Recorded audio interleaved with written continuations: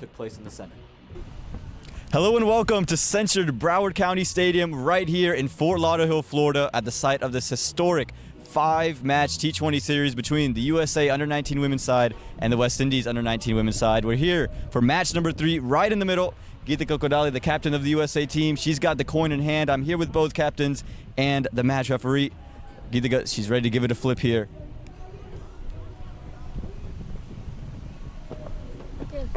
The call is tails.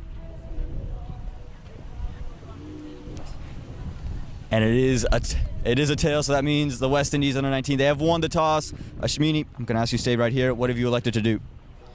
We'll bat first. So you're batting first here. Explain to me why you're going to make that decision. Well, batting first, the pitch looks pretty good. The conditions and the pitch look pretty good to bat first, so that's the reason why it's very hard. So we'll bat first. Any changes to the team coming in from 2 days ago? No, same team. Awesome. Good. Best of luck today. Geeta Kokodali didn't win the toss today, but had you have won the toss, what would you have liked to do? I would like to bowl first. So a win-win-win all around. Yep, definitely. Any changes in the team today? Yeah, we do have 2 changes in the team. We have Lasya Molapati coming in and Mithali Patwardhan coming in for Chaitanya Prasad and Disha Dhingra. Awesome. Well, best of luck today. That is the word from the middle. You heard it first. The West Indies, they have won the toss, and they've elected to have a bat. But there you have it. The West Indies, they win the toss. They want to have a bat first. Shivani, we saw them have a historic win. Really nail-biting victory in match number 2 to back up that initial defeat. We take a look at the squads here. Unchanged for the West Indies. They're going to rock with the same team that brought them that win in match 2. Yes, good morning, Aman. Good morning, viewers. A morning game this time. We've had 2 night games, and this time a 10:30 start. West Indies unchanged, playing their winning 11. They had a brilliant game, winning by just 1 run in that second encounter. Exciting stuff. Third game, big game for both teams.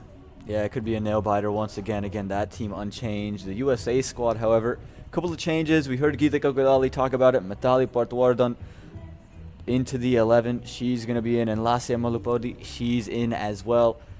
And what do you make of those moves? I know you've played a lot of cricket with them. In for, of course, Chaitanya Prasad and Disha Dhingra. Well, the 2 openers go out, so we'll have to see what the opening combination for the U.S. is going to be, but we will have to wait since they will be batting second today. But good changes, getting some game time. Of course, you have a squad of 15, 5-match series, can rotate your players.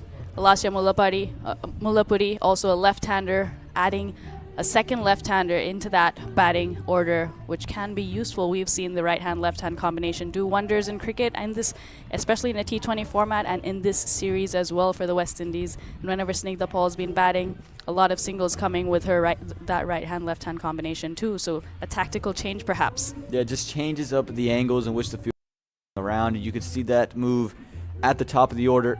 Again, just that left-hander just creates that slight change in the angle, and we all know cricket is all about the angles, how you can manipulate the field as a batter, and it should be a really interesting match. Again, the West Indies, they're going to have a bat first, so look at their batting first around, because again, when we talk about the West Indies, and that first match didn't really get off to the greatest of starts, lost wickets in bunches, a couple of runouts as well. The second match, they looked more composed. It seemed like they had adjusted to the conditions under the lights. Now thrown into maybe a more similar, situation that they're kind of used to, in the sense that they're in the daytime, the sun is out, and it's a nice hard wicket. Absolutely. Both teams in the first game playing the first game under lights. Both teams did have their challenges. Of course, that West Indies dugout, they're looking confident. A game when you win by 1 run, when you're able to defend a total of 100, going down to the last ball, going down to the wire, and you come out on top, that is a big boost for the team, for the skipper as well.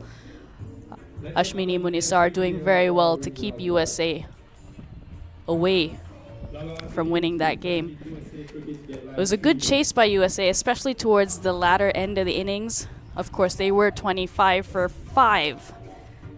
A spot of bother, only scoring at about 3 runs and over till then, but after that, once Geeta Kokodali came in, they scored at over 6 runs and over for the next 12 overs. Yeah, So and I talked to Geetika about that as well, and she was talking about how the bowling had been good. It's just they're waiting for the batting to kind of click. They haven't really got on to the right foot. So, obviously Geetika Kodali talking to us in the toss, just saying how she would have liked to have fielded first as well.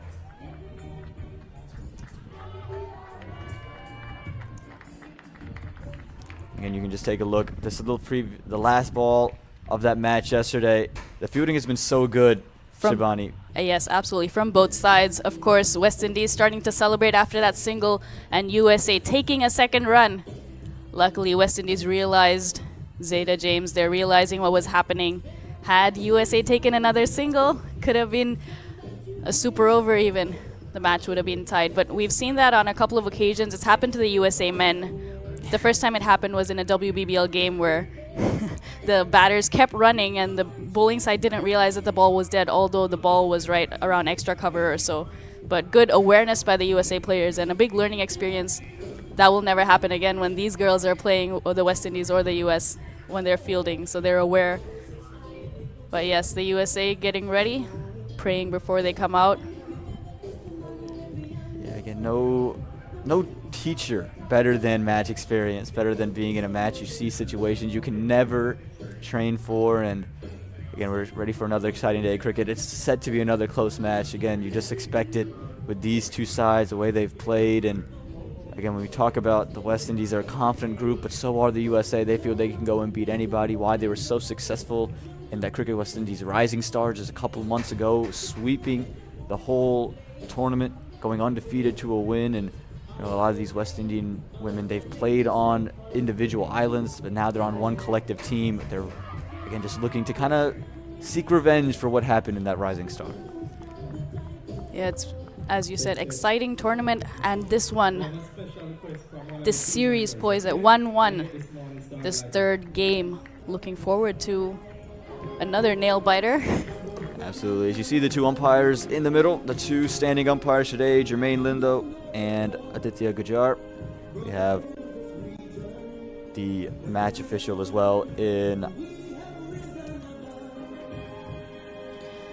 Match official in Ivy Mahabir, a very experienced women umpire, coach, has been playing cricket for a long time and been involved in USA cricket since forever.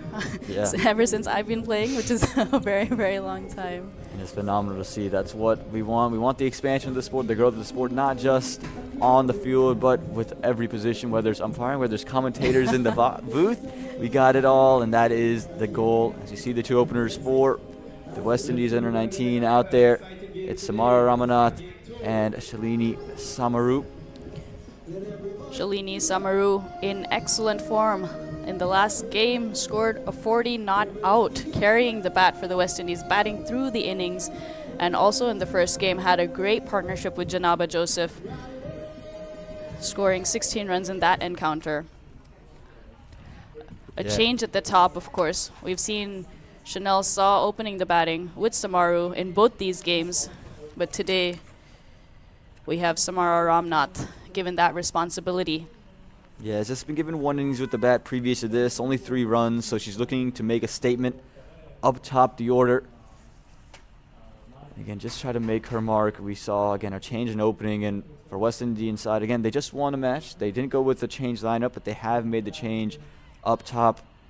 And the USA, they're not going to change what's been working for them in top of the bowling order. It's Snigdha Paul, who's come into the day absolutely brilliant. She's been so good to watch. Ball number 1 comes in, starts off on the money. We see her operate on that length right outside the off stump and use her little bit of swing back in. Just keep the batter under duress. She's been excellent opening the bowling for the U.S. in the first game, of course, bowling a maiden over as well. The second over she bowled was a maiden, just giving 4 runs in her 3 overs in that game.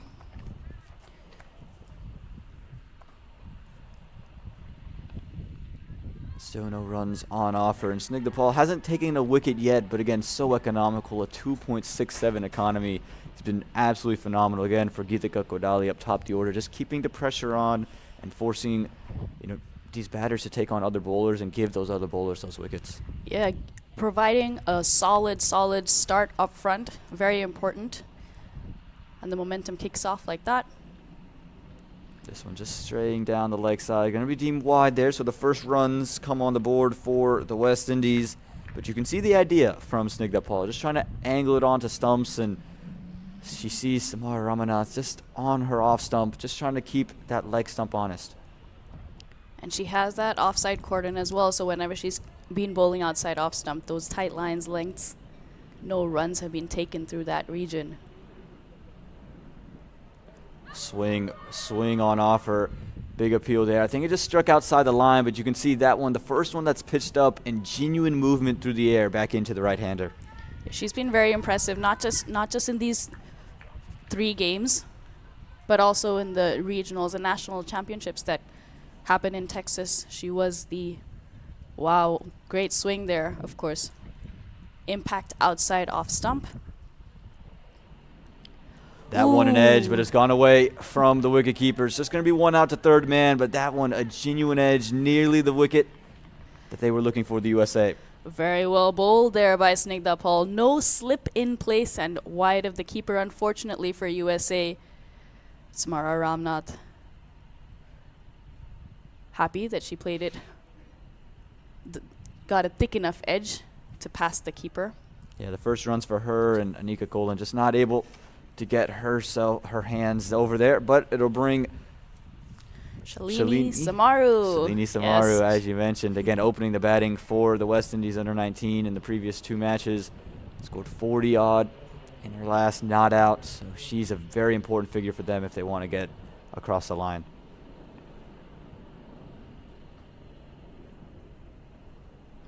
Starts wide and just attacking the wide line, given wide there from the umpire. It seemed to pitch just inside that wide line and a bit of movement away from the left-hander. That's the way Snigdha Paul naturally moves the ball into the right-hander and away from the left-hander.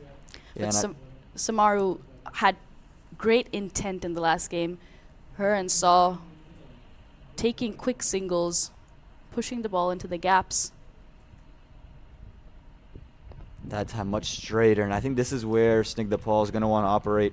We've seen Samaru just score with the width and like to use her hands and free them up, keeping them on stumps. I think that's where you've seen her get bogged down the most so far in this tournament.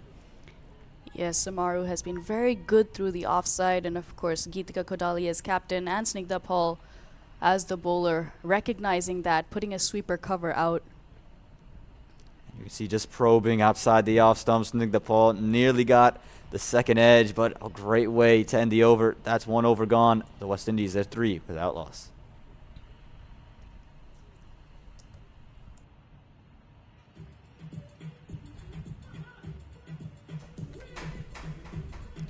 So good start for the USA. Picking up, again, nearly a wicket, and Snigdha Paul, she's picking up where she's left off so far in this series, and it's going to bring out another right-handed seamer, another in-swinger. Suhani Thadani just turned 17 years of age a few weeks ago. Excuse me, 16 years of age. Again, just too young. Everyone on this under 19 side is. Yeah, Suhani Thadani celebrating her birthday during the national championships. Brought out some donuts, but of course we had to take a look at Bert and ask him if it was okay. Bert Cockley, of course, the strength and conditioning coach for the USA. I'm sure he had you in the gym afterwards. Yep, and Coach Shiv as well. Well, Thadani's got a slip to start off after seeing that swing early. Geetika Kodali has elected to keep one in for Ramnath. Yes, Aditi Chudasama at slip took a brilliant catch in the last game. Same combination, Thadani and Chudasama. Let's see what she can do today. Ooh, again, just a nagging length outside off stump, and Thadani keeps it just short of a length backward.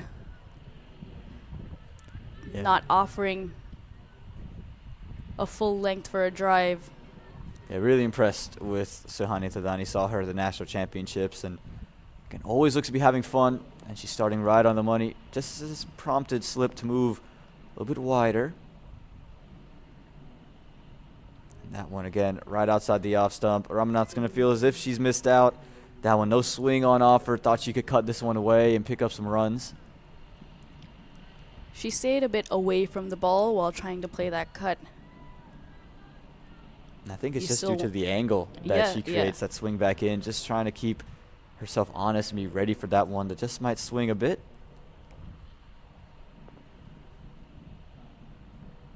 This time straighter, struck on the pads. It's going down the leg side though. But again, good change-up delivery there for Suhani Tadani. Is Suhani Tadani a very smart bowler? Her stock delivery is that outside off stump, back of a length, nagging away, not short enough to go onto the back foot and hit a powerful cut or drive, or full enough to move forward. But she does change it up with one attacking the stumps, that one of course going down leg, but keeps the batter guessing. Again, full but driven just away from short cover, but it'll just go to mid-off. Again, it's been a strong start for Suhani Tadani. Comes from a cricketing background, family's in cricket. Her brother also plays cricket in the USA, and Suhani has the fact that she has debuted for the USA before him on his shoulders, and I'm sure Dave Tadani, her brother's not going to be happy that I just mentioned that one on air. Well, family rivalry. But he's a very proud brother. Has to be. Again, she's just been so good in the Nationals and every format she's played. So far, so good today. This one again, missed from the cut. Ramnath looked for a wide, but the umpire liked not to give it. Just teasing that wide line there. Good delivery by Suhani Tadani. A brilliant over so far, 5 dot balls. But she's been very impressive also, making her debut for the US last year in Mexico at the Americas qualifier, taking a bucket load of wickets. This time a flashing blade is going to split covers, and it's going to run all the way to the boundary for 4 runs. We saw 5 consecutive dot balls before this, but Ramnath finally gets the length she's looking for, gets the width, and puts it away. This ball was Fuller in her area looking for that drive. Nice, beautiful cover drive, bisecting those 2 fielders. The ball raced away to the boundary. And that brings up the end of the second over. 7 runs on the board, and if you're the USA, you're not going to mind too much that boundary because, again, you started this over off with 5 consecutive dot balls. It just makes it a 4-run over. It does. That's the advantage when you're not giving those singles. And as a batting side, if you're able to keep those singles ticking over and say just like that last ball that went for a boundary, then that would have been a 9-run over. But if you're playing a lot of dot balls, well, USA has been bowling extremely well. Credit to them. Then a bit of respite at the end of the over for West Indies with that boundary, but just 4 runs off it. Again, the task does not get any easier with Snigdha Paul, who's started out so well. Just 3 runs from her first. Starts off with some width. It's aerial, and is going to find that short third, who is just being brought in just a little bit ago, and the wicket falls almost immediately there. It's Snigdha Paul, who was the MVP of that Women's National Championships here in the USA, who strikes first here in match number 3. Good bowling in tandem here by USA. Snigdha Paul, first ball of her second over. Sai Tanmay Ayuni there taking that catch. Nicely taken, well watched. Good breakthrough here for the US. The hint to shape away just undoes Samaru. And here in this third over, it's 7 for the loss of 1 now, the West Indies. A big wicket there, Samaru. Scored in both games, contributing to the West Indies' win with the ball and bat. Gone early for no runs, and that brings Janaba Joseph to the crease. Again, we know what she can do. She's hit a couple of scintillating cover drives. Yeah, fun to watch on tape, that is for sure. The leading run scorer in the Cricket West Indies Rising Stars just a couple months ago. She's going to have her job cut out for her today with the way Snigdha Paul and Suhani Tadani have started. Just going back to that wicket, again, you could just see a little shape away, hint of shape that just caused that edge to take place. And again, good field placement from Geetika Kodali as well. That third man had been outside the circle, and just before that delivery is bowled, she had called for the third man to come inside. And you know, as a captain, that's your dream. As soon as you make a field placement, the ball finds that fielder. Yes, and also to put that fielder at that angle. It wasn't a conventional short third, but a... As we see a wide there from Snigdha Paul. Still bowling to the left-handed Samaru. Yeah, never easy. That's what the No. left-hand, right-hand combination does. Absolutely. And might just have a lasting impact for a couple of deliveries, but again, not much to complain about for Snigdha Paul. It's been a dream start for her. Just 3 runs from her first over, takes a wicket, first delivery of her second. And this is what the West Indies can't afford to do, have wickets fall in bunches. That was their downfall in match 1. And again, probing Snigdha Paul. You could see the late swing there, just trying to draw out that cover drive, has a slip in play for that edge. It's just sharp from the U.S. women so far. Yeah, both these bowlers bowling really well in tandem. We talk a lot about batting partnerships and the importance of batting together, but also bowling together, pressure from both ends. Oh, that's a great delivery. That swinging in. I think you see Janaba Joseph just moving across her stumps and getting outside the line. But that swing on offer is just so deadly. Yeah, swinging from both ends here, Snigdha Paul and Tadani. That one very, very close.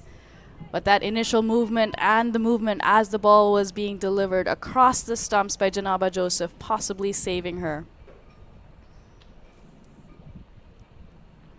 Goes forward again. This time the Yorker comes out.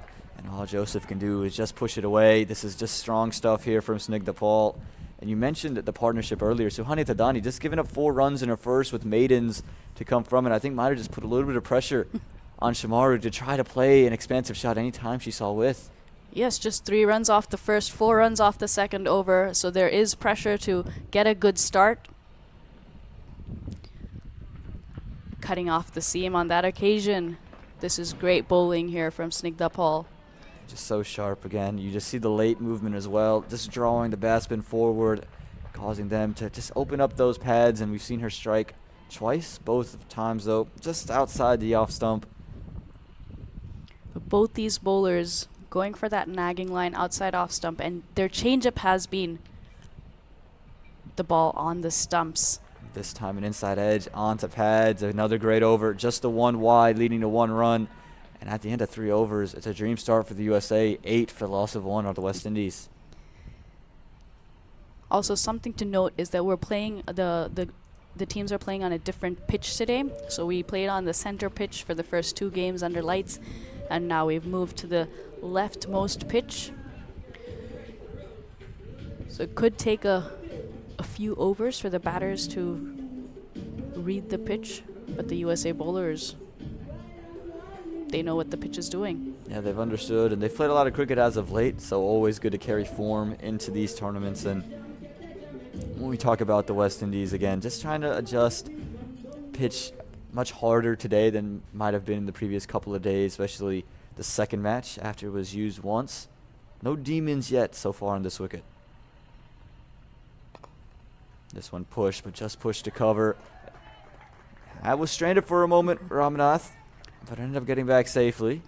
Yeah, Ramnath looking for that single. The fielder at extra cover had to dive, especially to her left. But Joseph not interested, sending Ramnath back.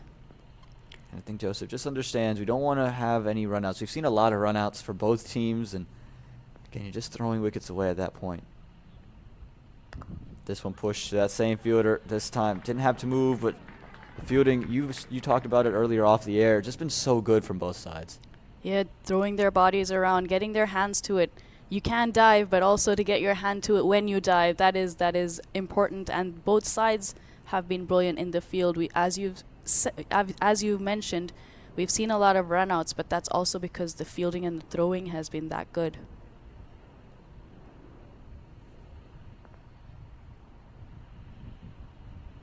This time pushed into the leg side, just away from that fielder.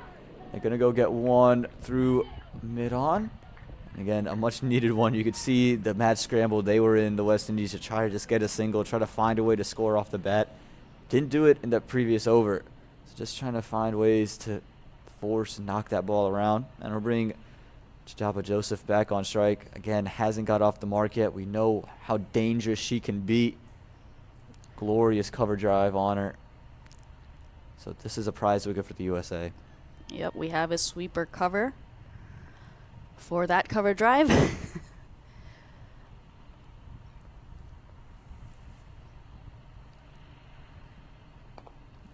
pushed out. And again, when you just watch Joseph, you just get a sense that her technique is so good. She's been on that for so long, and you can just see the power starting to come into her game now. And I think that's always a great base to have as a young cricketer. When you're able to have just that technique to come in, you know you're going to get stronger. You know you can always get into the gym. And once you just match the power to the technique, sky's the limit for any cricketer. Again, that nagging length from Suhani Tadani. But you're absolutely right, Aman. This is a conversation Ryan had on air during the first 2 games as well. During no balls and free hits, batters tend to go really hard at the ball, but they lose their shape. Now, just with what you said, keeping your shape, you can always bring in more power into a shot. Well, keeps her shape and cuts it away through the offside. Going to find sweeper cover for 1. But again, you can see Janaba Joseph just looking to find singles and pierce gaps. That'll be the end of the 4th over. The West Indies, they're 10 for the loss of 1. Just kind of sluggish start for them.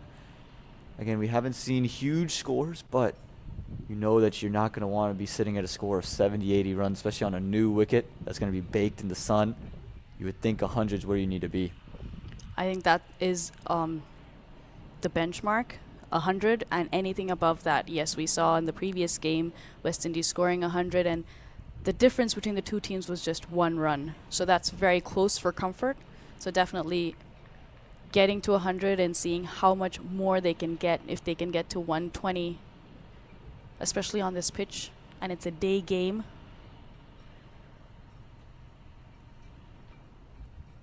That one just drifting down the leg side. Good athletic effort from Monika Golan behind the stumps with the gloves in hand. She's been so good.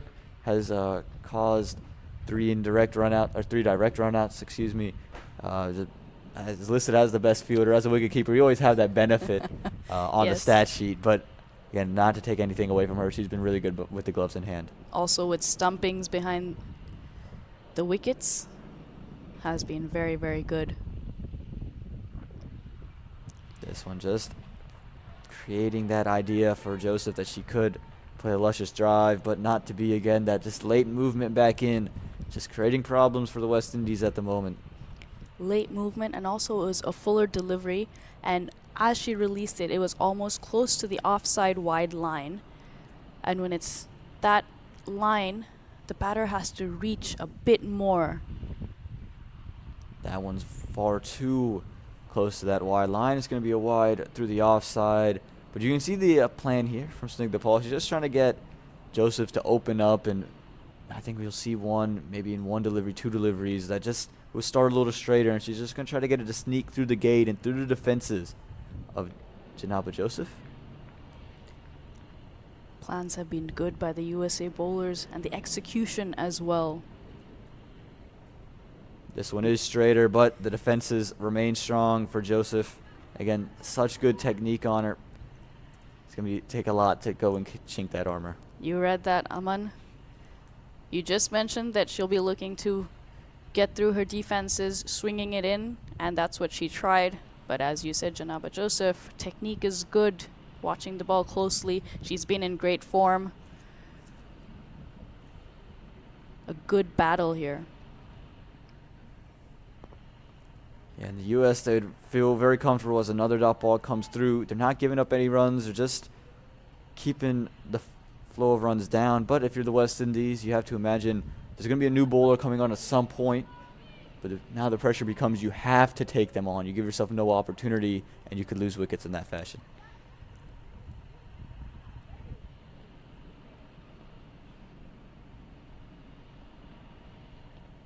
This one just pushed through that 3rd man region. Going to be at least 1 run, and they thought about a second for a moment.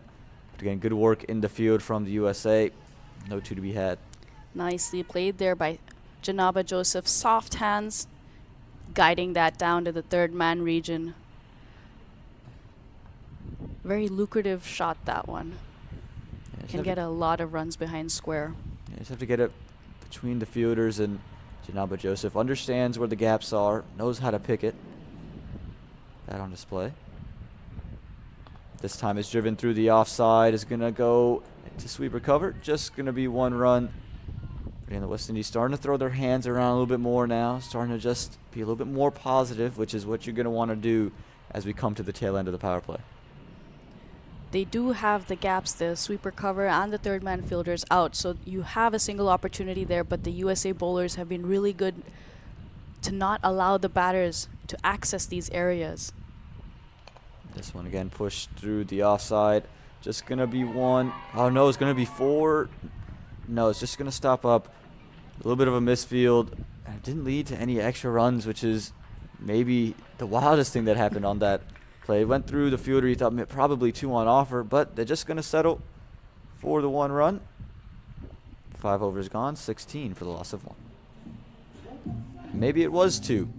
Maybe we just weren't paying any close enough attention, Shivani. But Lasya Mullapudi there coming around from sweeper cover, keeping that down to 2. What's also good to see from both sides is the fielders have hunted in pairs, helped each other. Even if, say, for example, the ball is going towards mid-off, the sweeper cover comes around, or the extra cover also runs to the boundary with the mid-off fielder, helping each other out. Always good to see. We're going to get to see spin on offer for the first time here. The USA, they've been so good with the pace. Now they're going to go with the spin. Tia Gonzalez comes into the attack. She only bowled 1 over in each of the games, opened the bowling in the first match.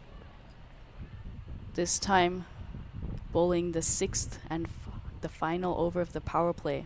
A ploy we see more and more in modern day T20 cricket. Have a spinner bowl the final of the power play. It's going to start off with a dot ball there, just trying to follow Ramnath as she moves away and keep it out of her reach.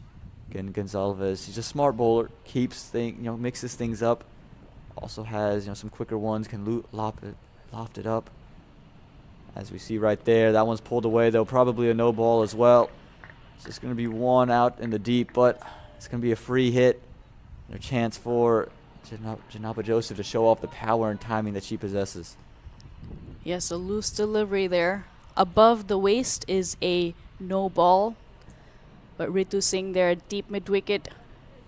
Good work to keep that within the boundary, keeping it down. And you mentioned this just a little bit ago. We tend to see batters lose their shape here. It's important for Janaba Joseph to hold her shape as she tries to pummel this one. Went to pummel it, but just missed it altogether. You could see her turn all the way around. And most of the time you see batters square up to it. This time you could see just one leg in front. Opened up her stumps, and I think for Gonzalez, you're going to feel a little bit fortunate that one didn't see the middle of Janaba Joseph's bat. Yes, a big gap. There's only 1 fielder on the boundary on the leg side, so Janaba Joseph looking for that, but well bowled by Tia Gonzalez. Again, flighted, and just going to be pushed back. Even with that no ball, you're just talking about 2 runs from it, the first 4 deliveries with the free hit involved. You're going to be very happy with that start if you're Gidika Kodali. Again, just trying to test the way the spin is going to react on the wicket as well, if there's going to be a lot of turn on offer. This one met on the full. It's chipped up into the air. Going to just fall short of any of the fielders. Just going to be 1 run, but you can see Janaba Joseph just being a little bit more aggressive, using her feet, trying to get to the ball and push it into the vacant areas. Yeah, the West Indies batters have been very good about that. As soon as the ball is tossed up, if they can reach it, they've used their feet coming down the track. This time again pushed out wide from Ramnath. Again, that seems to be the ploy, just not trying to give it anything in the arc of Ramnath, keep it away from her hands and her blade. Yeah, Ramnath moving a long way across her stumps. So even, for example, the first ball was outside that wide line. Should have been a stumping. Missed chance for the USA.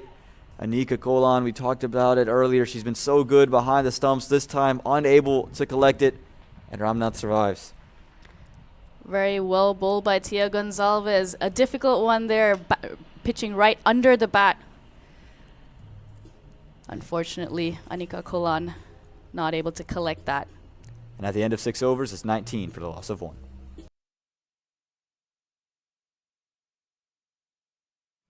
The decision you make today may help shape else's future tomorrow. Let's talk about how we can help you put together a strategy. Life insurance is in our DNA. We've been cracking the code for 175 years. With New York Life by your side, you can focus on the things that matter most. You've got dreams and responsibilities. We're here for both. New York Life. Be good at life.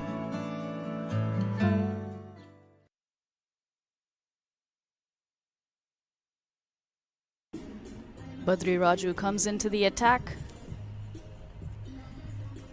Janaba Joseph will be on strike, just getting the field out. 7th over, right after the power play. Often a crucial over in T20s. Yeah, absolutely. And Bhumika Bhadraju, she's been amongst the wickets. Starting much flatter than we tend to see Bhumika bowl, but I think that is a ploy because of just Janaba Joseph's tendency to use her feet, come down the track, and attack the spinners. But Bhadraju just electing to keep it flatter, not give her that opportunity. And as soon as Janaba Joseph comes on strike, the mid-on goes back to the boundary to long on. Now 3 fielders out, sweeper cover, long on, and deep mid-wicket. You see turn on offer there as it's pushed to cover. That one starting on the wide line, spinning back in, and we know Bhumika Bhadraju, she's been turning the ball quite a long way so far in this bilateral series, continuing to do it here today.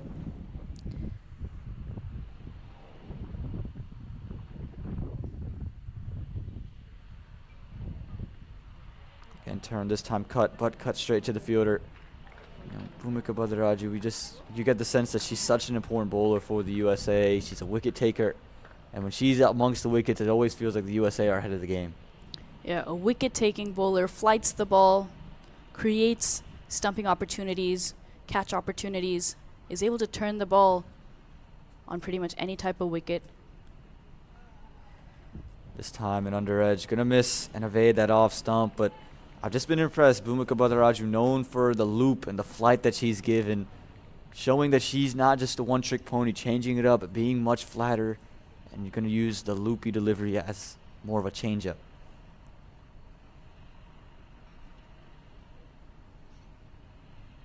Draws Janaba Joseph down, but it's a thick outside edge. It goes away from Nika Golan.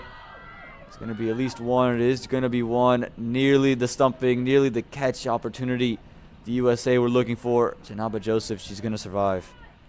Yeah, Bhumika Bhadraju taking 2 wickets in each game, so a total of 4 so far, drawing Janaba out of the crease. Janaba getting just enough bat on it. A thick outside edge, no slip in place. You see the fielder on that third man. I'd like to not have a slip. Rather strange with the way the ball is turning. And also the position West Indies are in. After 7 overs, it's 20 for 1. When they haven't scored a lot of runs, and you've seen that in the previous games, especially the last game, they started slow as well, but they accelerated, especially with Calendar coming in later in the innings, scoring 20 off just 12 deliveries. You get a sense that with the start the US have gone off to, you just expect them to be a touch more aggressive and try to get the likes of Calendar out early. Let her face your best bowlers earlier on with more overs and more deliveries to bowl, because you know you have that big hitting to come. If you're Geeta Kokodali, you might just be thinking of saving a Snigdha Paul, a Sahani Tadani, maybe a Bhumika Bhadraju as well. So it's just important, I think, if you're the USA, not to just let the game cruise away. You're going to want to stay aggressive, keep attacking, because you know this West Indies side, they can come back and just kind of turn the game in a hurry. If Joseph sticks in for a long time, if Calendar gets her fix in, it could be a big score for the West Indies, even at this stage. Yeah, especially with someone like Bhumika taking 2 wickets in each game, not giving a lot of runs. To give her that slip, that attacking fielder. Tia Gonzalez continuing. Again, the length from the spinners has been really good. It's been 2 different lengths, though. For Tia Gonzalez, she's kept it a little bit fuller. and just dare the batters to reach out for Bhumika. She's been more on that hard length we've seen the two pacers operate at, and both have been really effective. This time looking to pull it, just could not get much bat on it, just hit to short mid-wicket. Again, the field positions have been really good for the USA. I think, you know, we can disagree about the slip being there or not, but everything else, you've seen the fielders for the most part be in the right spots and be there to save runs. Nicely bowled there, that one, not turning, going straight on with the arm. Also different types of spinners. Yes, both of them are off spinners, but their styles are different. Bhumika Badriraju gets a lot more turn, can be more loopy, a little slower through the air than Atia Gonzalez. This one flied on offer, and Janaba Joseph, as she does for the majority of her time against spinners, comes down the track and just pushes it out to covers for one. But again, it's been another good over for the USA. 3 dots already coming from it. And if you are the West Indies, you know it's a new wicket. You know that it doesn't feel like the batting conditions are going to get much worse. The bowling conditions could honestly get worse because the clouds may just start to demurse from the sky. As this one is just a Yorker length delivery. Saw the movement, jams him up for room. This has been really good stuff from Tia Gonzalez. Absolutely. From all the bowlers so far for the US, the bowling has been very good. Clear plans, and they are executing those plans. Yes, you can plan as much as you want, but you should be able to execute it, which is what USA has done today so far. This one might have been the rare one that didn't quite execute, but the length was still so good. Even if it drifted down the leg side, not much Ramnath could do with it, and that's going to end the 8th over. Another quiet one. It's 21 for the loss of Vanchabani. Yeah, going at less than 3 runs and over here, West Indies. They'll be thinking, when can we start going? But the USA bowlers haven't given them an inch. Yeah, I'm going to see Bhumika Badriraju come back in to bowl her second over. Again, just a strong start for the USA. They've looked really good with the ball. They wanted to bowl first, and again, we didn't really need the toss because the West Indies won and they elected to bat. So both sides getting what they wanted. And you just, again, we're talking about the bowling. We've seen swing on offer, and there's cloud cover at the moment, but you're just thinking at 12 p.m., is there going to be that same type of cloud cover to offer that swing? Is the wind going to be the same? You just feel like it's going to be better conditions for the USA. As Joseph comes down, meets that delivery. And again, we see this pretty consistently from Janaba Joseph and Bhumika Badriraju. She's seen it, and she's adjusted to it. She's kept it away, flatter, not given the time to Joseph. This one is picked up into the leg side. It's away from that long on fielder, and it's going to run away for 4 runs. Finally, an ease of the pressure, some runs flowing off the bat. And Janaba Joseph just gets things moving for the West Indies. Placement. Placement was the key on that one. You have a deep mid-wicket fielder and a long on fielder. She went straight over the short mid-wicket, bisecting the 2 deep fielders, using her feet. Beautiful shot there. Yeah, and a lot of time to do that. Again, Bhumika just lofting this one up. Janaba Joseph got the opportunity to come down the track, as she loves to do. This time, though, pushed away and again turned, but deemed wide there from the umpire. Again, that one looked like it might have just spun back inside that wide line, but again, the umpire would have the best view of that. Again, that wide line that is marked on the pitch is only a guideline.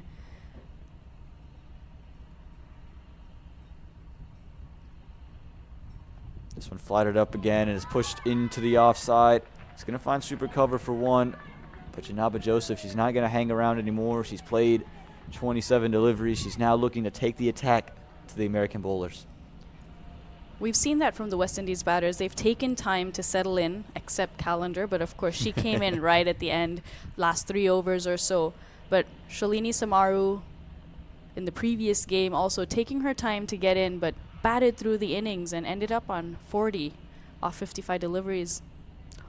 This one, great delivery. That less turn on offer. The variation comes out from Bhumika Badriraju, and that's the key, I think, for Bhumika. Just throwing one that doesn't turn quite as much. Both batters going to continue to play for that turn back in. And Ramnath, again, just a little bit sluggish in her start, but that's been a common trend for the West Indies. And I think because Jibinaba Joseph has gotten going, she's going to feel a little bit more comfortable in just pushing the ball around at this stage of the match. Yeah, again, a brilliant ball by Bhumika Badriraju. If you can beat the batter outside and the inside, and that's wonderful. This time turns, it's aerial, but it's away from short mid-wicket. It's going to be one run out in the deep. But again, nearly a wicket there, just placed in front of that short mid-wicket.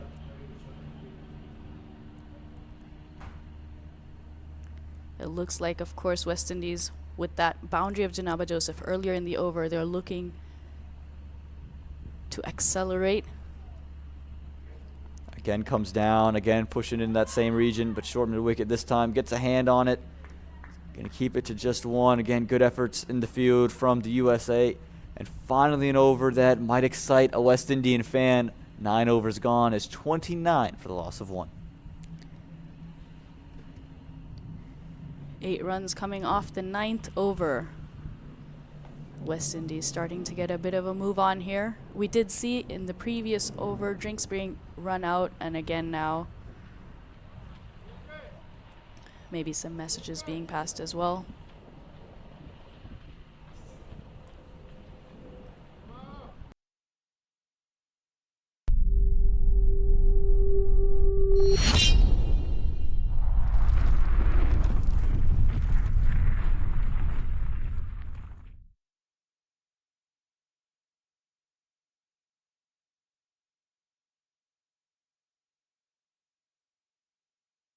How much you score off the bat, you'll also get some extras here and there. We did see a no ball and things like that.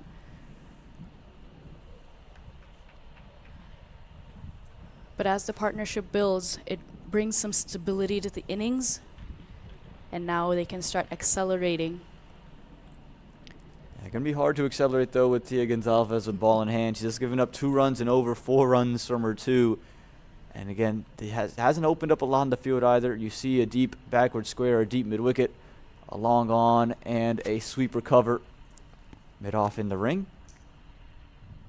And this one pulled away and is pulled out to backward square leg.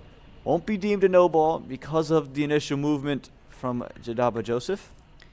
Yeah, the ball was quite high, but Janaba Joseph came down the track. So as soon as that happens, it's difficult for the umpire to give that no ball, because it is when the ball passes the crease.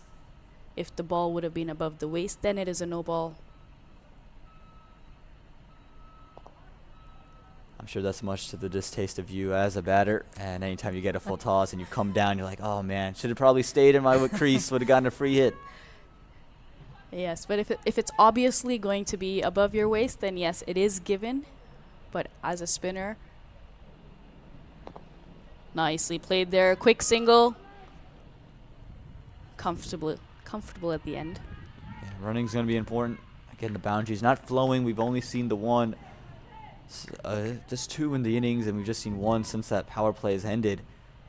So boundary's going to be hard to come by. Going to find ways to get singles and the change in the field. Sweep recover comes in, and mid-off goes into the deep.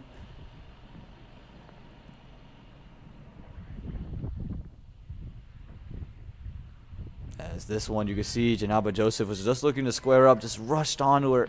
And you mentioned it, the difference between Tia Gonzalez and Bhumika Badriraju.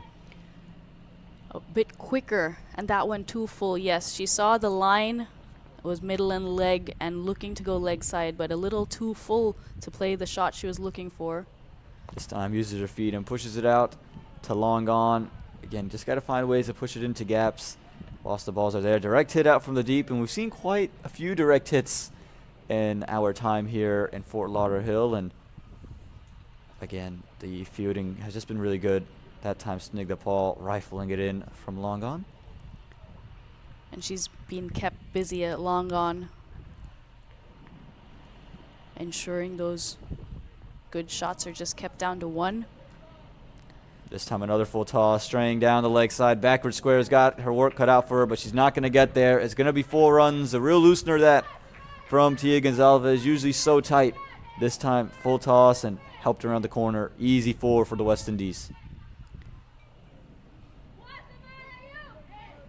A full toss outside leg stump. The batter had also moved inside the line. There was a deep square leg in place, but because of the angle, she hit that almost towards a fine leg, getting that boundary. And that's going to do it. 10 overs gone, 36 for the loss of 1.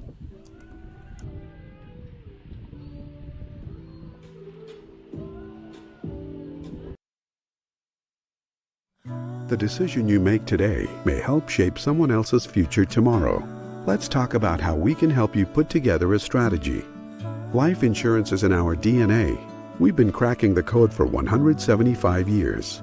With New York Life by your side, you can focus on the things that matter most. You've got dreams and responsibilities. We're here for both.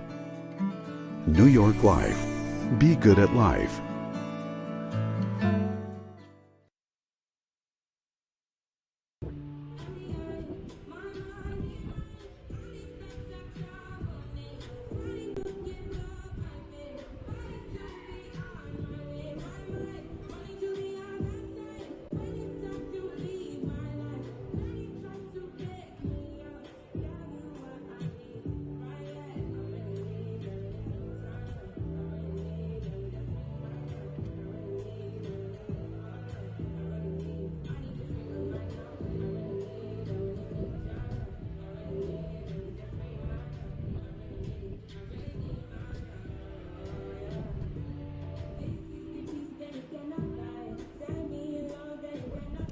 Welcome back to Fort Lauderhill. As the women just getting some drinks here.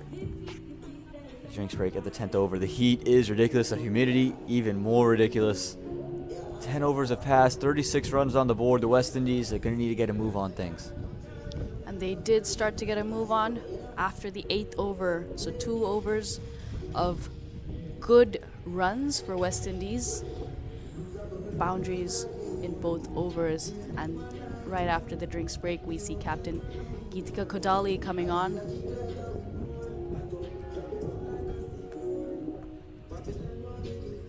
Janaba Joseph and Samara Ramnath.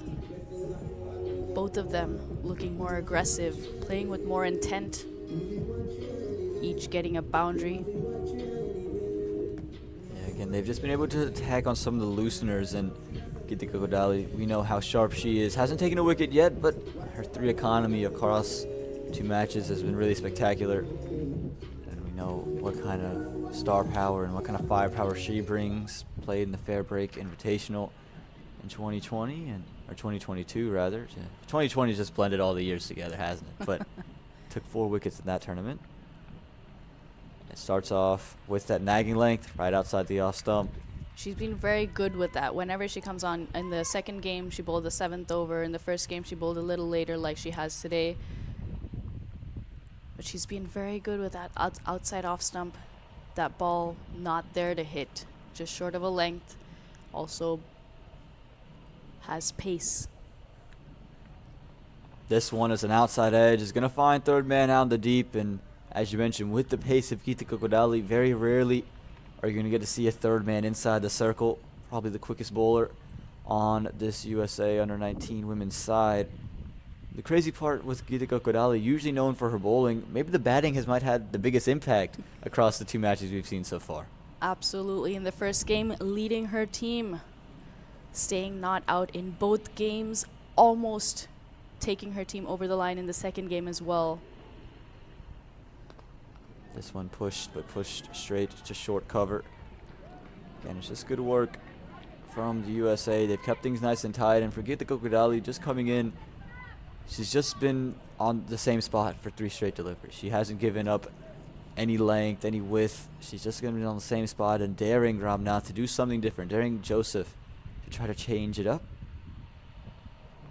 This time it's aerial, and is going to find the mid-off fielder. Easy catch in the end for Ritu Singh, and Geetika Kodali, the captain, she strikes with her 4th delivery. We talked about how consistent she was just a little bit ago. Well, that consistency pays dividends in the form of the 2nd wicket for the West Indies. Samara Ramnath looking to take Geetika on. We saw on the previous delivery as well an expansive drive. This one uppish, mid-off, wide, and straight to her. Ritu Singh taking a good catch. A good wicket here for the US. Never easy to drive on the up, and again with Godali's pace, makes it all the more difficult. And we'll bring out Nagiani Cumberbatch. She'll have to come in and play a big role with Janaba Joseph. We saw Cumberbatch in the first game scoring 4 and then getting out. Didn't get an opportunity to bat in the second, but joins Janaba at the crease. And not the position she would hope to have come into in the 11th over. 2 wickets down, only 37 runs on the board. But again, you're going to see a more aggressive figure from both ends. You have to believe, even as Cumberbatch looks to get herself going, you have to imagine that it's going to be Joseph who is going to continue.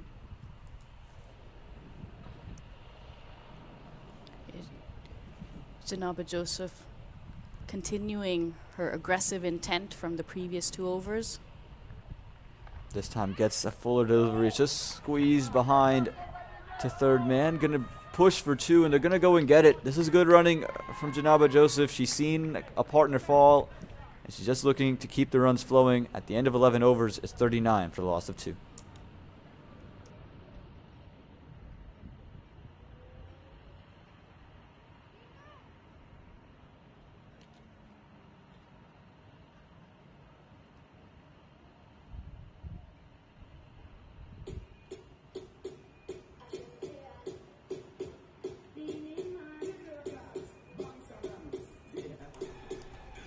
Well played there by Janaba Joseph. That last delivery, it was fuller, it was wide, but she got nice and close to it. You could see that back leg almost at a 90-degree angle, bending, reaching for it. And that third man was quite straight or fine. And that ball going wider, allowing them to get quick 2. Yeah, we're gonna get to see Bhumika Badaraju after just the initial over from Kitika Kodali, who came in, and she's a change of ends for Bhumika. She's pulling at the other end now at the commentator box end over here. Just looking to continue what she's been doing though. 2 overs, 9 runs, nearly had a wicket. And she'll be giving Cumberbatch her first look in the middle. You mentioned earlier 4 runs in the first match, but hasn't batted since. 2 after 11 overs. E. Joseph is on 19. Pulling up there. We don't see a deep square. Of course, for Tia Gonzalez, there was a deep square, but she had bowled a few full tosses on leg or outside leg stump. Bhumika Badriraju not giving the batters that. Yeah, staying outside the off stump, a little bit slower in the air, and by not having a deep backward square, you almost just dare the batters to just take you from outside the off stump and try to maneuver you around square and just create another wicket-taking opportunity. This time much shorter. Didn't get quite the bounce he was looking for. Cumberbatch just looking at the umpire saying, is that a no ball? Because it bounced twice, but it had bounced after it reached Cumberbatch.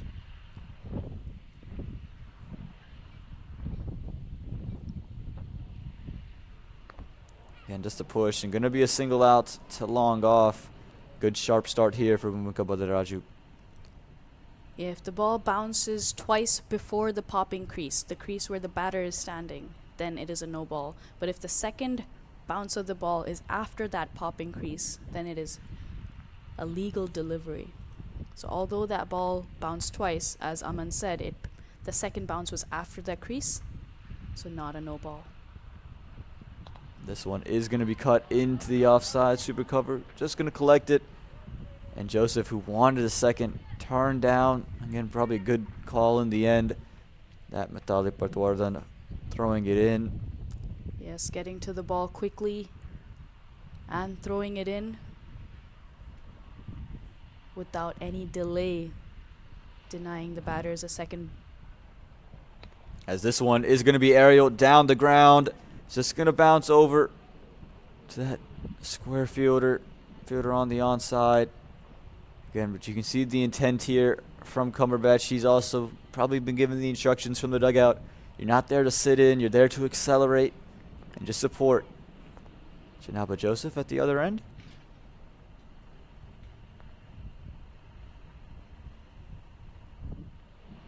This one again, cut, but going to be finding Gitika Kodali.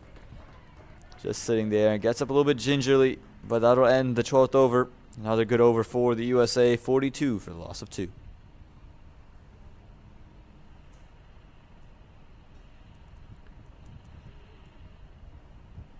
know, and as we see some drinks being rushed in, when you look at the middle periods of the game, you know, you could see teams maybe at times just tend to loosen up and go with the flow. The U.S., they've still been attacking. They've still been aggressive, pulling spinners, and Kodali, of course, bringing herself on, not looking to give the West Indies any breathing room. And when you're able to keep it tight, keep it going, no need to give them any breathing room. All the bowlers have been on the money. And it's been a very good display of bowling and fielding. But West Indies, of course, instructions to go after it. Cumberbatch looking aggressive. Janaba Joseph took her time to settle in, and after that she's played some splendid shots. And she's looked good, and again, gonna need a partnership, and a positive partnership here with the two in the middle. But Kodali, we just know how good she is, and hasn't left that line, hasn't left that length, and just created all kinds of havoc for the West Indian batters. Keeping it simple and doing what she does best, Gitika. That outside off stump, short of a length.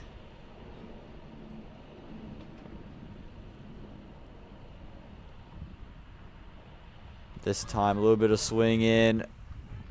Again, that time starting much straighter. Just the change up there, and Cumberbatch, fortunate, didn't find an edge, didn't find the gloves of Golan behind the stumps.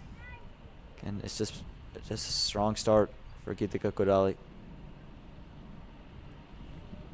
Yeah, with 8 wickets to go, plenty of batting to come for the West Indies. You still have Calendar in the dugout.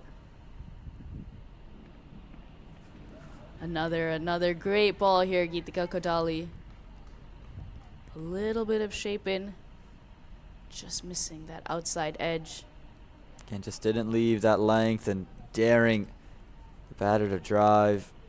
Cumberbatch opting to do so, but again, just couldn't find any of the bat. Again, just probing with that outside edge. Gitika Kodali, she's putting on a masterclass at the moment of pace bowling. So consistent. It's the same line every delivery. Same line and very similar lengths as well. Cumberbatch, the previous one, coming onto the front foot, looking for an expansive drive. This time in two minds, not quite moving forward nor back. This time it's pitched up, went for the Yorker, just missed it. A little bit of a misfield allows for one.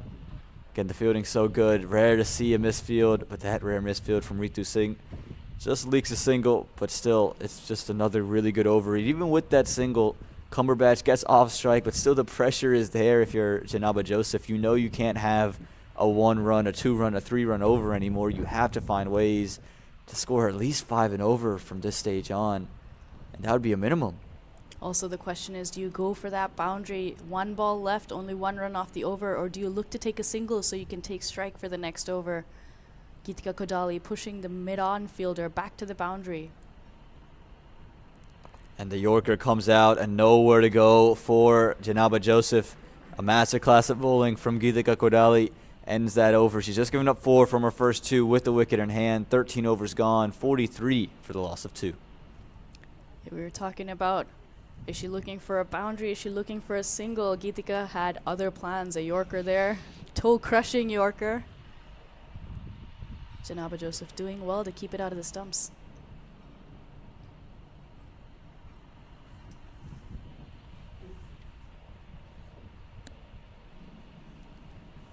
And It's Tia Gonzalez, who's going to continue. Again, her last over, the most expensive of the bunch. Just got a little bit wayward, gave up a couple of full tosses, but other than those 3 full tosses she's bowled, she's been really sharp today. Absolutely. Only bowling 1 over in each of the previous games. This time bowling out her quota, but only given 11 runs in her 3. And a much better start this. Again, it's just the full tosses that you're worried about if you're the USA. That's the only time she's given up runs, and other than that, it's just, runs have been hard to come by, and that's why she's been given her full quota. Just the confidence they have with the way she's bowling. Again, it's Cumberbatch on strike. Who pushes this one, but straight to short mid-wicket. Just struggling to find gaps and pick gaps. And this is exactly what the USA wanted, because you know as soon as Janaba Joseph gets on strike, she's going to try to make it up. Just can force that false shot out of her. You see her headed back. It's a big win. Look to cut it. It's aerial. 1 bounce to short cover. Extra cover and mid-wicket. Such important fielders and field positions, and US has done an excellent job. Whoever has been in these positions has moved well, stopped the ball, getting the back in. We're just almost running out of adjectives for how sharp the USA have been so far, as we're going to get to see Janaba Joseph once again on strike for the later stages of an over. Exactly what the USA would want. They want her to be off strike as much as possible. They would love it if she stays facing just 45 deliveries in the whole match. They take that as a big sign of relief and a win for them. As you can see, it's straight back. It's going to hit off of Tia Gonzalez, but you see the intent straight away, trying to pull that delivery. Wasn't quite there to pull a little bit quicker outside the off stump, and nearly a return catch for Gonzalez. She's picking up length so well, Janaba Joseph. Moving all the way back or using her feet to come down the track. Her footwork has been very impressive. Another impressive over for the USA, just 2 runs from it, and the 14 is 45 for 2. And exactly where the USA would want to be, with plenty of bowling options left as we take a look at this replay. Again, this is the one from Janaba Joseph. Might have just been a little bit too full to get onto the back foot, maybe staying a touch low. It did bounce in front of Gonzalez, but again, nearly the wicket. If we just take a look at this bowling card, there's no blemishes. There's no blemishes on this bowling card. Everyone with an economy, the highest economy is 4. And when that's, you can say that as a side, you feel pretty good about what you've done so far. Yes, in a T20, 4 runs and over. If you go 4 runs and over for the entire innings, you get 80 runs, and that is very good. And everything is less than that, 2, 3. It's been excellent. Snigdha Paul and Suhani Thadani starting off really well. And the rest of the bowlers just continuing that tight bowling and great momentum. Snigdha Paul going to look to continue her first 3 overs and bowl her final one here. 10 runs, 1 wicket from her first 3. Starts off where she left it. It's going to be deemed wide. Probably is the right call. Went over that wide line and just out of the reach of Janaba Joseph. You mentioned earlier, it is a guide. It's the umpire's decision of could the batter reach it. He says no. It also depends on, as you said, can the batter reach it? So the batter's reach. If a batter is taller, then their reach is different, so the wide line shifts. And if a batter is shorter, then the wide line comes closer on the offside. This one is up in the air, and it's going to be another catch. It's Ritu Singh once again at that mid-off position, just trying to go over the top. We talked about it earlier. Janaba Joseph must have been feeling the pressure, saw finally a fuller delivery, but just couldn't get enough bat on it, and just found Ritu Singh, who's taken a good catch earlier, takes one more. Yeah, Janaba Joseph not getting a lot of the strike in the past few overs, trying to go aerial. Ritu Singh making good ground, was not inside the circle but ran all the way in to take that catch. 3rd wicket goes now for the West Indies with just 46 runs on the board, and none bigger than the wicket of Janaba Joseph. And it's Zayda James who's coming in with bat in hand. You might have expected it to be maybe a calendar, but I think they're saving her for the final 5, so they opted to go to Zeta James. Also the right-hand, left-hand combination. Zeta James being a left-hander, Cumberbatch being a right-hander. Ritu Singh did have a few misfields today, but whenever that ball has been in the air, she's taken them. That's important. The catching has been good. Zeta James will start at the non-striker's end. Probably the most experienced of the bunch here. Has traveled with the West Indies side, played with the West Indies A. We'll get more to that later. But Cumberbatch just fends this one away, and will bring Zeta James on a strike.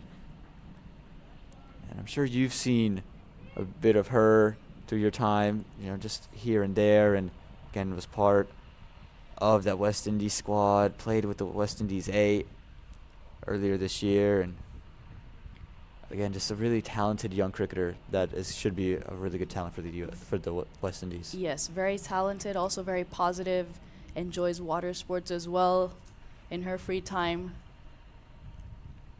It's not a sentence you hear all the time, water sports. And Not with cricketers, no, not often.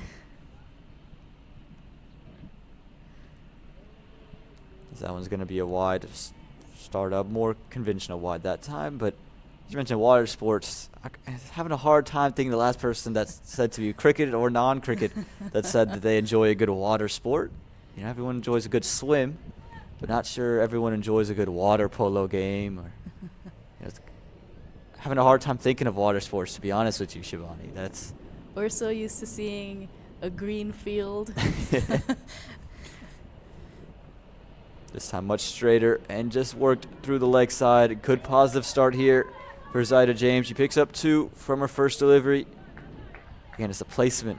You've talked about it earlier. Just placed it through fine leg and it would pick up 2 runs. Yeah, a square leg fielder inside the circle. But playing it nice and late with soft hands, turning it around the corner. Now that fielder coming finer. And Zeta James so quick on the field and between wickets.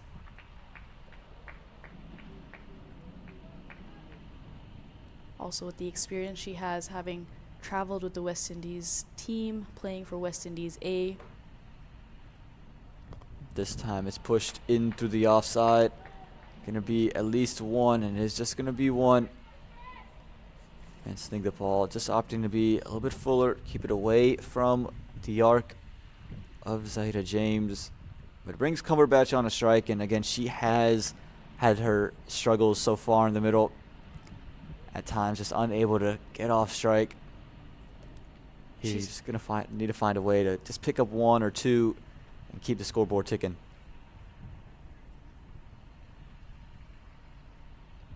This one aerial and finds Geetika Kodali. Safe hands, and the struggles come to an end for Cumberbatch. Again, just hadn't really been in full flow. She's disappointed in that dismissal, but again, just the way it felt on the cards almost. Felt like it was bound to happen. Yes, she was trying. Her intent was there to go after the bowling, especially when she came in. But this one, well bowled. That ball not there for the drive. And Geetika Kodali at extra cover. Buckets for hands. Easy catch. Nicely taken. And that brings Azabi Calendar to the crease. As you mentioned, about 15 overs or so, and she comes in. Yeah, this is the big wicket. This is the big partnership and the big bat for the West Indies. As it's 51 for the loss of 4 with 1 delivery left in this 15th over.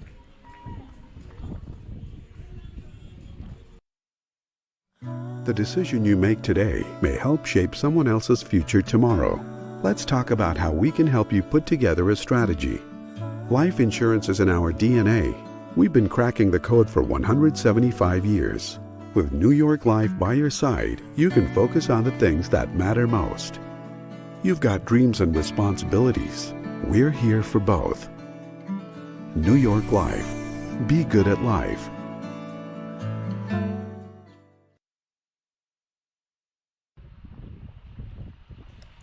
Snag the ball, final delivery of the 15th.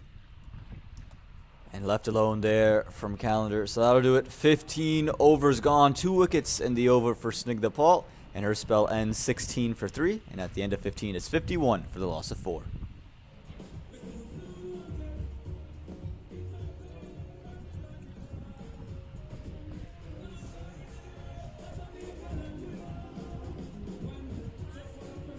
Calendar joining James at the crease. Also making it a right-hand, left-hand combination. Zeta James captaining the Windward Islands team in the Rising Stars tournament that happened a few months ago.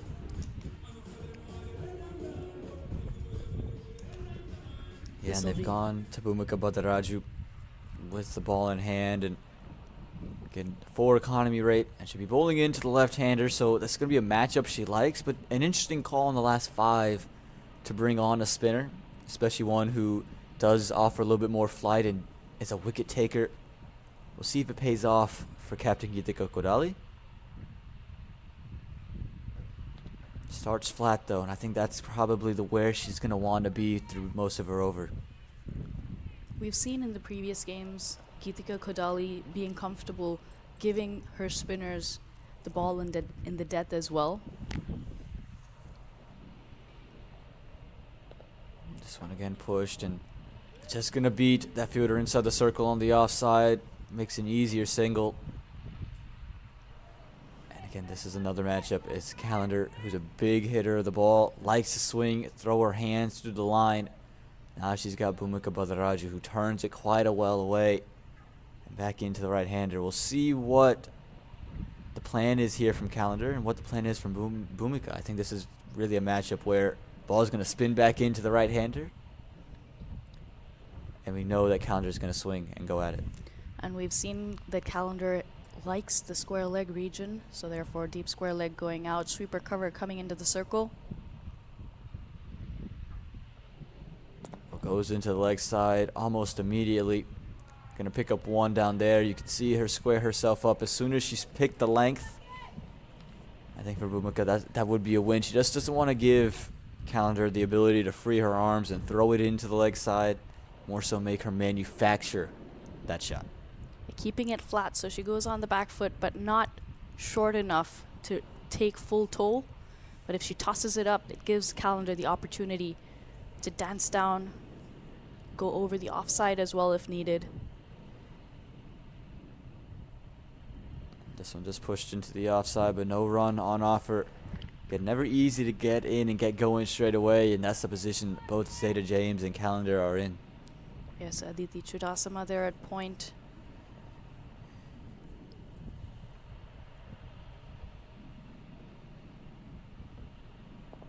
This one just going to find the inner half of the bat. Zeta James going to feel as if she missed out. So good in that region. Looking for an expansive drive. The ball not quite there. Just holding up a little bit, a little slower than Zeta James would have expected. This time uses her feet, goes straight back down the ground. Going to be one bounce out to Suhani Tadani. And Calendar, who's interested in a second. Zeta James turns her down. And a good over this for the USA. Just 3 runs coming from it. And Bhumika Bhadaraju goes wicketless, but just gave up 15 runs from her 4 overs. 16 overs gone. 54 for the loss of 4. And no shock here, Shivani. It's the skipper, the captain, who's bowled so well today. She's brought herself back on for the 17th, and she's going to bowl the 19th as well, you have to assume. With just 54 runs on the board, seems like Geetika is going in for the kill. Yes, and it's all, her captaincy has also been good. She's used spinners at the death when they've been effective as well. She's used Ritu Singh exclusively almost at the death in the previous 2 games. And we've seen a captain like Dhoni do that often, backing his spinners, whether in the power play or at the death, especially in T20s. Well, someone got to save that and share that with Geetika Kodali that she's been compared to the great Mahendra Singh Dhoni. Both medium pacers as well, so. Yes. This one just going to be away, and again, operating on that length. Just a little bit of a nag at MS Dhoni, who, of course, who bowled some pace in some test matches every now and again. But Kodali, she's put on a master class, and if you want to write a book about how to bowl medium pace, you might just need to look at this match and see what Geetika Kodali's been up to. Again, just hasn't left that length. She's been excellent. She has the protection at third man and sweeper cover and sticking to her game plan. Zeta Jones trying to do something, trying to get something going, moving across her stumps. A change here in the field. Sweeper cover coming in. And mid-on going back to long on. A change in field. Looks like she may be looking to go a bit fuller and on the stumps. Or is it a double bluff? Well, it is fuller. It is away from the stumps, however, so maybe we'll say a single bluff. Maybe not a double bluff. We'll say a single bluff there. Just half of one. But again, right outside the off stump and went fuller, as you mentioned. You read that situation like a book. And again, for Zeta James, just unable to get bad on ball. And Geetika Kodali, who's played matches on turf, of course through the Women's Nationals, but also at Church Street Park in Morrisville, would be one more custom players on the U.S. national side to these turf conditions. As this time it is fuller and straighter, so there it is. Again, nowhere to go for Zeta James. Are we in store for a maiden in the 17th?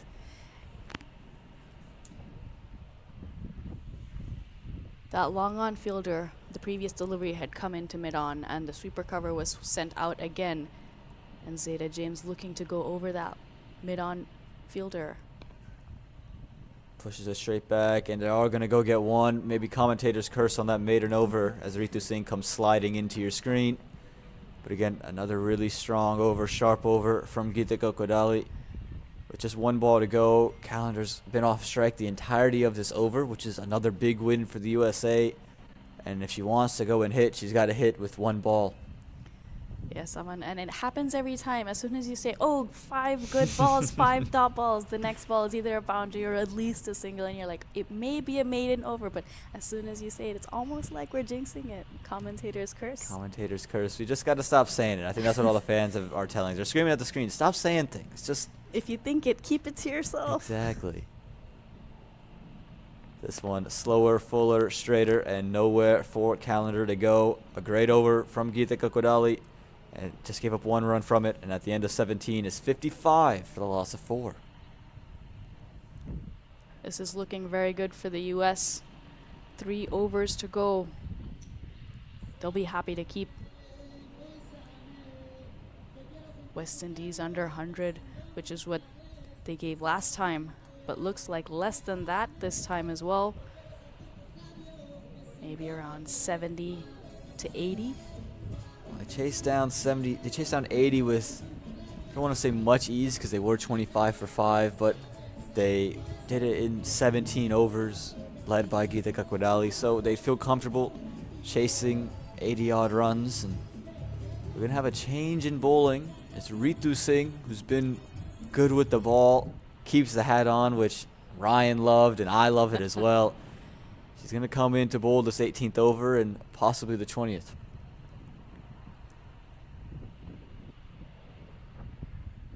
Oh, how about that start? You can see the drift in and the turn away. Ritu Singh's so smart and just been showing off so far here in Florida. Yes, and also she has plenty of variation, but also a very deceptive bowler. We've talked about this already. She has a run up like a medium pacer and comes in and bowls off spin. Almost there, but wide of that extra cover fielder. Sweeper cover coming around, going for 2. Can they get? No run out there. A good hustle by the West Indies batters. I think they just understand the situation at this stage of the game. You're just searching for any runs that you can. You just played the 17th over for 1 run, so you don't have a lot of leeway. You know you would like to be around 100 on a new wicket that's being baked. This one too close to cut, but just moved over to point against Zeta James, who's such a good batter, just struggling to find gaps, and it just tells you about the quality of the USA bowling so far. Yes, bowling to their field, executing their plans. Zeta James getting into good positions but not able to find the gaps. This one flighted up and not much room for Zeta James, who just works it back down the ground for one. And again, Callender gets on to strike with just 2 balls remaining in the over. Has never been allowed to get settled just because of how tight the U.S. bowlers have been to Zeta James at the other end. This happened when Janaba Joseph and Cumberbatch were batting as well. Cumberbatch playing out 4 or 5 balls in the over and Janaba only getting 1. Hit straight back, but Ritu Singh able to stop it. And you can see flight on offer, which is always, I think, maybe a scary thing when you're bowling to Callender, because if she just gets that time to free up her arms and just maneuver it, you know it's headed for a certain boundary. But Ritu Singh just keeping it outside the arc. This one goes on to the arc. It's swept away. Has she split the gap? Nope. She's just going to find the fielder out in the deep. They're pushing for 2. And they're going to go ahead and get it. Zeta James, she's quick. Throw probably to the wrong end as well. So finally some bat on ball for Callender. But that's going to end the over. And she'll start at the non-striker once again. 18 overs gone. Just 60 runs on the board for the loss of 4 wickets.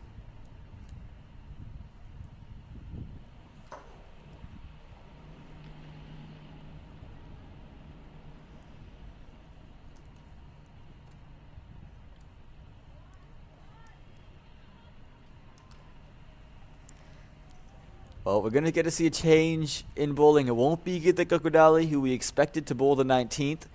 She's handed the ball over to her opener, and Suhani Tadani, who's bowled really well in her own right.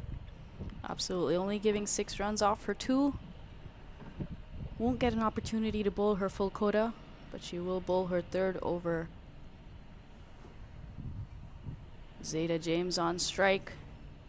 And it's also about the partnership. Zeta James and Azabi Callender here. Callender known for her big hitting. James, an excellent player, but not quite able to pick those gaps or make as much contact as she would have liked, of course. Today, it's about today, right, Aman? Doesn't matter how good a player you are, on that day, whoever is better. When you step on to the field, all the reputations go by the wayside. It's about executing, and right now it's Hani Tadani and the USA bowling attack. That's just executed brilliantly all throughout the day, and Tadani on that length that she started with, that Kodali continued with, and they've just never let up. Zeta James, very good player, promising player, plenty of potential, plenty of experience. Not quite at her best with the bat today. This time comes down the track, and Tadani spots it early, but it's able to be worked into the offside for 1. They're going to push for 2. Chance of a run out. And Zeta James, she's quick, and she's quick enough. That's really good work from her. Went all out. It was a good throw as well. Just didn't allow Kolan to have to reach out. But Zeta James made quick work and quick ground to get back for 2. Very quick between the wickets. But maybe missing a trick here. If they'd run a single, Callender would have been on strike. And the way she was hitting the ball in the previous game, and the way she's, of course, her intent is there, coming in at the back end of an innings. Yeah, you bring up a really good point. Maybe missing that trick. You want to scour for every run you can, but at some point you just think Callender gives you that best opportunity, especially with James struggling. Bat on ball, though. It's whipped away through the offside. And what struggles is she facing? That's 4 runs right on cue. Shivani, commentator's curse. This might be a blessing for Zeta James. That's 4 runs here in the 19th. She's listening. She heard us, and she went for it. Coming out of her crease, moving nicely across, getting to the pitch of the ball and under it, going through that offside. Beautiful shot. Full-blooded drive. Beautiful. Yeah, and that one, just the length. A little bit astray there from Suhani Tadani, just a touch fuller in that length, just allowing James to play that luscious cover drive that she possesses. Slightly fuller by Suhani, but also Zeta James used her feet really well to come out to that ball. Again, walking a bit. And a really good adjustment there from Suhani. Just pulls the length. is going to end that over. Or no, it's just still one delivery to go. Zeta James struggling. Not sure if it's her ankle or her calf maybe cramping up. Yeah, looks like there is that cramp on that back leg, and you can see the umpires calling for the drinks and now. And you can see just gingerly moving across at the moment. Gonna hope she's all right. It can continue to play. She's crucial to the West Indies' fielding effort and her bowling as well.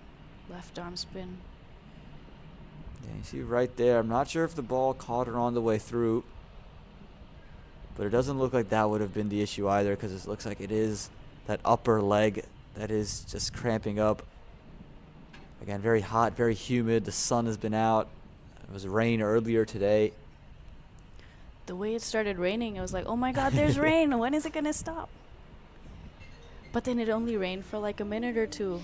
Amanyu said, yeah, it'll stop in 2 minutes, and it was gone. Yeah, it's Florida. That is the way it works. And we're just going to take a look at the fall of wickets here. Again, it started early for the USA. This one, Snigdha Paul, just getting that outside edge out to that short third. Samaru was the first to go. And then Samara Ramnath caught at mid-off. Snigdha Paul taking 2 wickets in this over. Ritu Singh taking both of those catches. This one again, Snigdha Paul just finding Geetika Kodali. Again, just so good. And if you look at all those deliveries, they almost look identical when bowling to the right-hander. Everything looked like it hit the same length, the same line. And you might have not noticed there was a Geetika Kodali wicket in there and Snigdha Paul wickets in there. So everyone's just been on that same area, and it's been so good. You could probably just draw a box, and you could probably see just right there where there's a little bit of dent, a little bit of darkness in the wicket. It's just the ball has been hit it so many times, right on that good length outside the off stump. It would be interesting to see the pitch map of this innings. They've been so consistent, not just one or two bowlers, but all of them.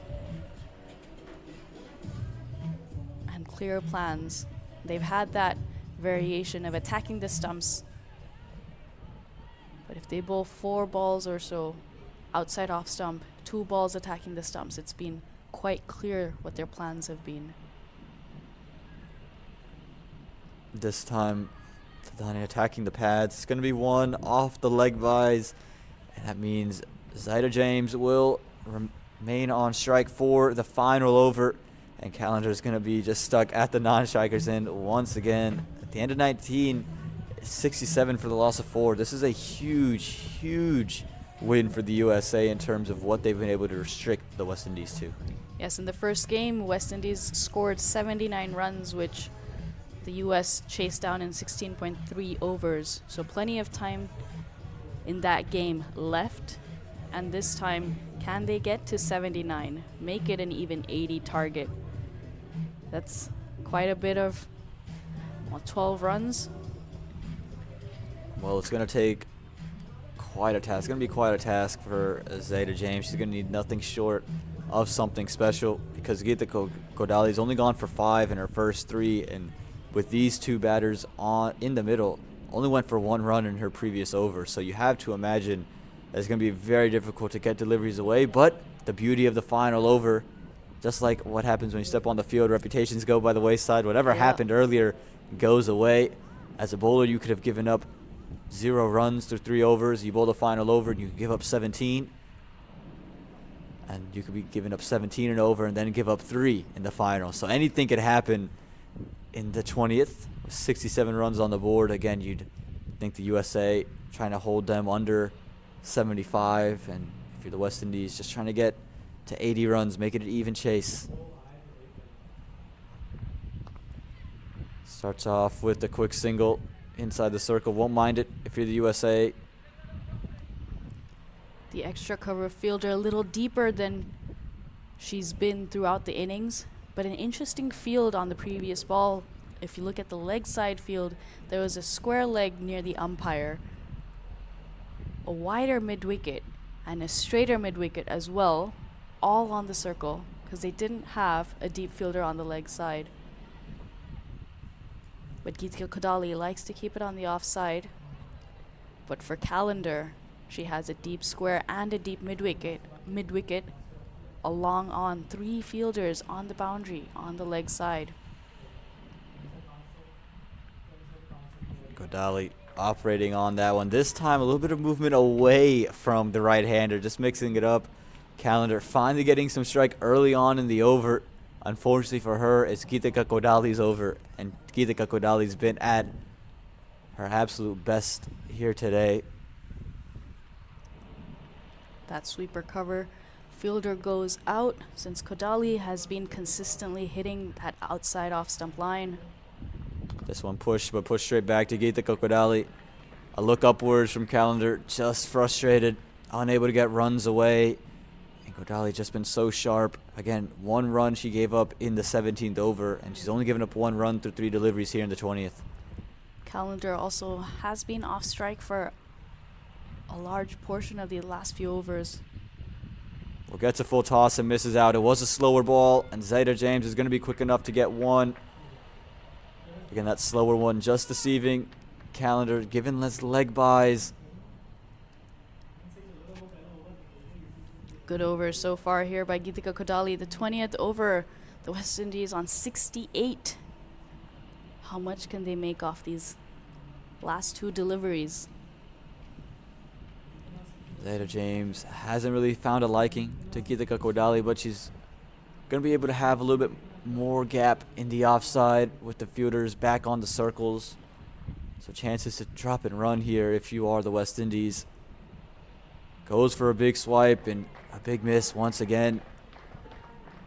Kodali just keeping it away from Zayda James. You thought maybe she just might just tap the ball down and take off. With 1 delivery left, just 69 runs on the board, Shabani. Yes, and of course 2 deliveries left before that one. You're going for the expansive shot. Unfortunately, not able to get any bat on that. And they would have taken off. But the ball going straight back to the keeper. This time goes aerial, goes down the ground. Going to be 1 bounce over to long off. And just 1 run to end the innings. So just 70 runs, and even 70 runs for the West Indies as they made their way over. Geetika Kodali finishes her spell of 4 overs, just giving up 7 runs and taking a wicket. A brilliant display of bowling and fielding here by USA, restricting the West Indies to 70 runs after the 20 overs. Only 4 wickets to fall, but very economical bowling from all the bowlers. Yeah, just an absolute display. We'll start with the batting card. And the West Indies, again, not what they were quite looking for. The early wicket of Shalini Samaru just kind of turned things astride. You had a decent partnership building between Ramnath and Janaba Joseph, but runs were just flowing. They were in the middle. Samaru Ramnath 14 off 28. Janaba Joseph 20 from 41. You had Cumberbatch just 5 off of 16, and Zayda James, he scores 17 from 24, and Azabi Calendar, she goes 3 off of 8. And you might just say it's a lot of maybe poor batting. No, it was just the masterclass with the ball in hand. Shivani, just take me through that bowling card. It was a brilliant start up front. Of course, West Indies winning the toss and electing to bat first, but Geetika Kodali at the toss did say she would have liked to bowl first, so they got what they wanted. Snigdha Paul and Suhani Tadani starting off so well for the US. And then Tia Gonzalez and Bhumika Badri Raju coming in, not picking up wickets today, Badri Raju, but bowling very economically, less than 4 runs and over. Snigdha Paul picking up 3, Geetika Kodali 1, but overall a brilliant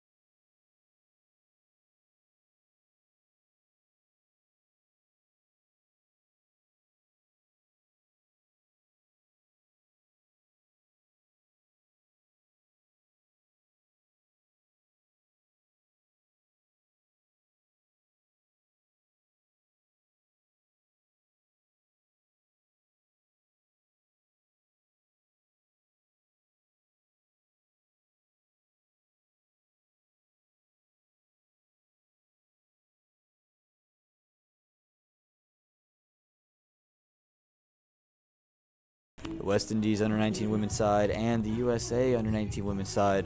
We just saw in the first innings here of match 3, the West Indies put up 70 runs in their 20 overs. So the USA, who've already chased down a total of 80, we need to go and chase down a total of 71. I'm Aman Patel, and I'm here with Shabani Bhaskar, the talent in the group over there. Shabani, what do you make of this chase here for the USA? Too much there, Aman. Looking forward to this chase.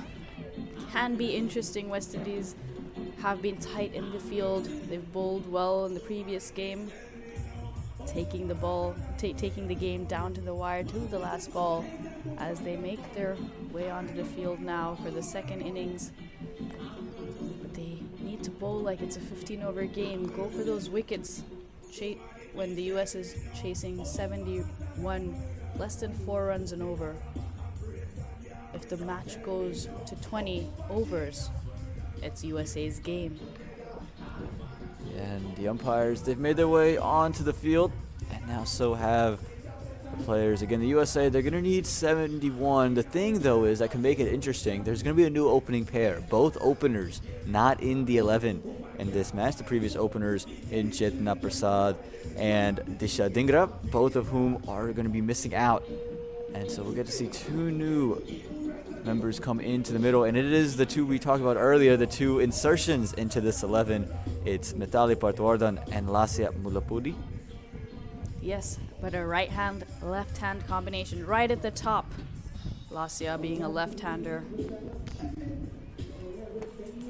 We've only had 1 left-hander in the previous games for the US, Snigdha Paul. A tactical change, perhaps. And West Indies, of course, starting off with Katie Jazz Mitchell. How much of a revelation has she been for the West Indian women? Again, just was so good in that second match. We saw her win player of the match as well for her performance with the ball in hand, and just kept things nice and tight. Was able to continue and get amongst the wickets. She took 4 wickets, leads the tournament across her 2 innings with a 2.3 economy. Again, unheard of really in T20 cricket. Yeah, in the previous game, bowling her 4 overs on the trot, 1 maiden in that, only 8 runs, 3 wickets. Funnily enough, we see her bowl now, pulls up, but funnily enough, she only gave 8 runs in the previous game, and 5 of those were wides.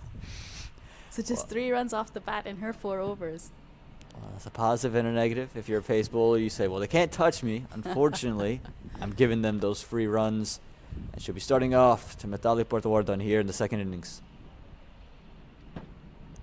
Starts off like she just has picked up where she left off. A little bit of shape away and right outside that off stump.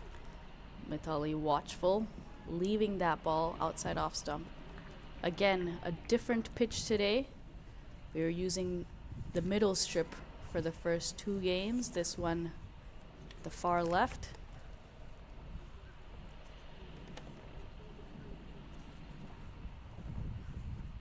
This one going to be called wide there from the umpire. We talked about it, 5 wides in that second match, just giving up 8 runs.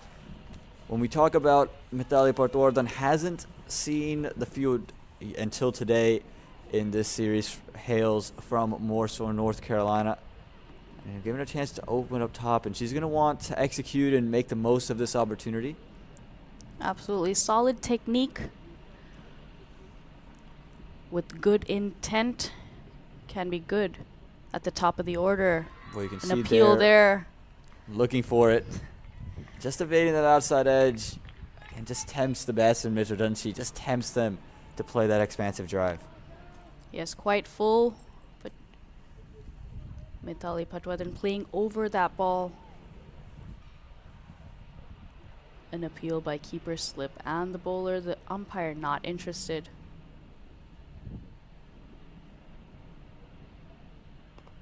This time finally gets bat on ball. Mithali just pushes it out. Again, not a lot of runs to chase down for the USA. We're gifted that wide for their first run. But when you talk about the USA, we know that they just, they felt sticky almost at times, collapsing. They were 25 for 5, you mentioned, when chasing down 80 runs, and it was Gita Kodali who came back in and turned the game around. As this one, it's uppish, it's going to fall short. It looks like of Zeta James out there. He's been holding on to that leg ever since the second to last over. Nearly the opportunity the West Indies were looking for. She's been brilliant in that point region. Wherever she's been in the field, she's been electric. But today, limping a bit, not 100%. Again, very hot, very humid. The sun has only gotten brighter. As this one right outside that off stump, a little hint away. This time Mithali just pushes it. Again, this is, you mentioned, it's like a 15-over game if you're the West Indies. You don't want to drag this one out. You want to take wickets. And this is the kind of deliveries, the kind of overs that build that pressure that could just force and create that false shot for one of these 2 openers. Yes, keeping it simple, keeping it tight, building that pressure with dot balls. Oh, what a delivery that to end the over. Just evades the outside edge of Mithali Portawardan. Just take another look. Again, she's been so good here. Mitchell lofts it up, and just that late swing away, coaxing Portawardan into that drive. Brilliant over. Just 1 run coming from it, and that too off an extra. Yeah, that hint of swing away from the right-hander. It's so beautiful to watch. She did have a slip in place as well in that first over. It's a good start for the West Indies here. I adore her action.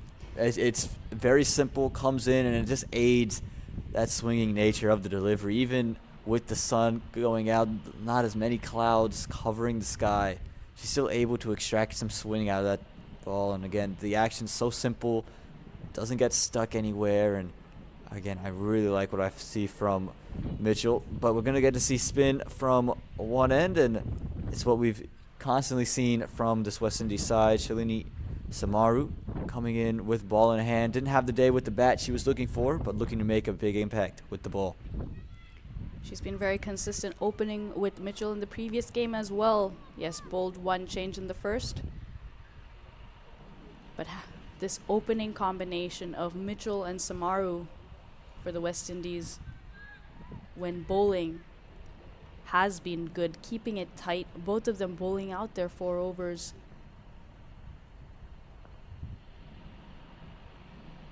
And a good start. She has an economy under 4. Again, only the 1 wicket to her name, but in the second match, 4 overs, 16 runs. In the first, 4 overs, 14. So, again, dares the batters to play big. And again, we talk about both openers, not a part of an 11 until today. And it's Lasia who's on strike at the moment. Very talented young woman. Debuted for the USA when they took on Canada.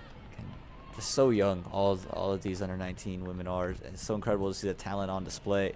But she's going to be looking for a good day for herself.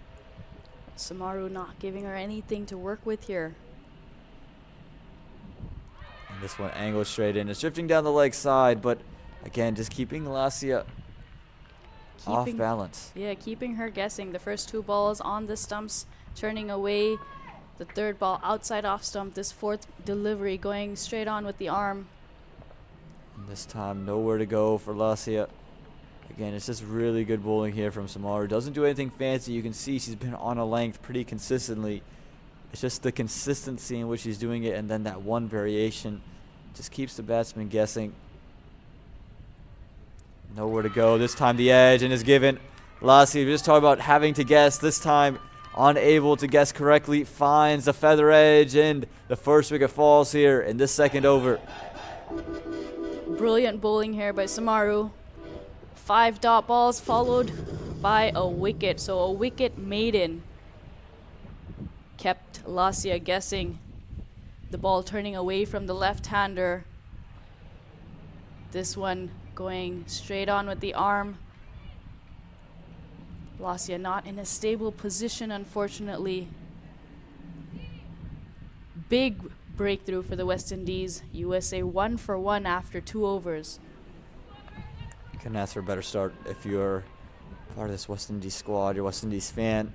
It's Aditi Chudasama who comes in with bat in hand. One of the really big performers in that women's nationals for the USA just a couple of weeks ago.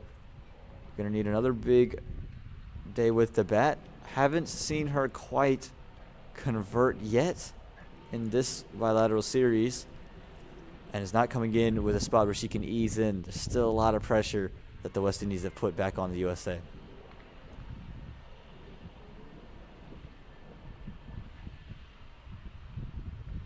This one is the top edge. Who wants it? Will it find the hands? It won't. A vacant region there. Lucky break for Mithali Patwardhan. Just looking to take it away into the leg side. Just found a top edge that landed in no man's land. Again, that shot following a wicket maiden, maybe just created because of the pressure that was put on. Plenty of pressure here. Yes, it's hot, but the West Indies on the money. Bringing on the heat.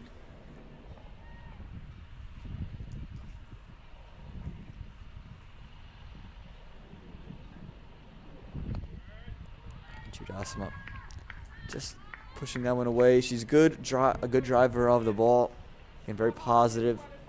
Look to score, and that's exactly what the USA need. They need just a way to keep the pressure on the West Indies. Don't want to get, again, with not a lot of runs on the board, don't want to get too cautious. Don't want to get too set in your ways and bogged down. Want to keep the runs flowing. That's Mitchell this time straighter. Again, just bowling to her field. That's what we saw from the USA earlier today. Bowling to their field. You watch the highlight package, everything in a nice little square for the medium pacers. And so far, Mitchell, she's been right on the money. Yeah, Sunil Gavaskar, you were just talking about Aman taking those singles. Sunil Gavaskar talks a lot about one-run cricket, how important it is to keep taking those singles. Well, there you go, a single on offer as it's tucked away into the leg side. Again, you're going to need to keep those moving. Just a required run rate of 3.92, so just looking at 4 runs and over. We just don't want to get too bogged down. Dot balls, want to make sure you're still positive if you're Patwardhan and Chudasama. Chasing 71 runs, you have a bit of a cushion to start slow, but you also want to try to keep up with the run rate, which is just above 3. This time it's lofted up, but only going to find a backward point. Zeta James, who still seems to be a little ginger over there. gingerly moving around as Mithali Patwardhan just unable to find the gap through the offside. Nice looking shot there, opening the face of the bat, but straight to the fielder, unfortunately, for Mithali Patwardhan. Keeping it very tight here, Mitchell. Brilliant bowling. This one just gets away from her, falls over as well, and she's on the ground holding and clutching that left leg of hers. We're going to hope she's okay. You can see the immediate calls for the trainer, and you can see them just stretching it out. Again, a lot of ice being put on there already. Cleaning up. We're going to hope she's okay. Again, you can see the pain that she is in. Might have rolled her ankle. Just take a look here. It's that left leg we're watching. See it plant. See her get up here. Did a spike come through right there would be my one question. Because right there she falls. Did that right leg of hers, did a spike come through and scrape through? I'm not quite sure, but it was immediately down and immediately grabbing that left leg.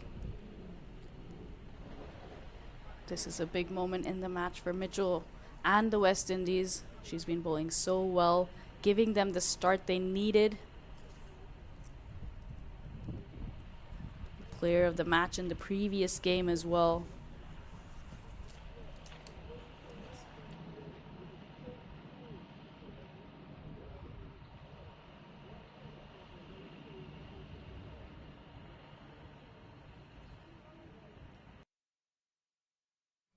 The decision you make today may help shape someone else's future tomorrow.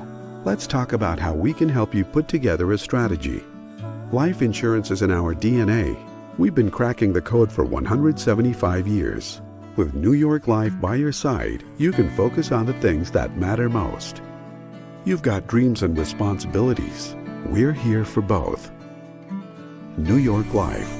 Be good at life.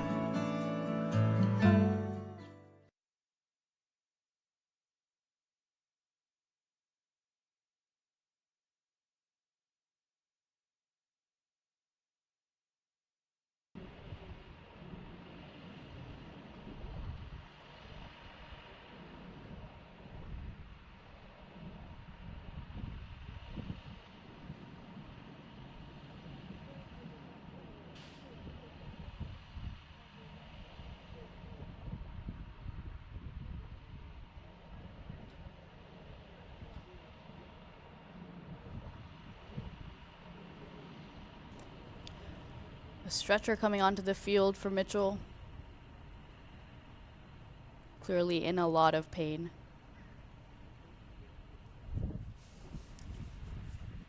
A big, big moment in the match here for the West Indies.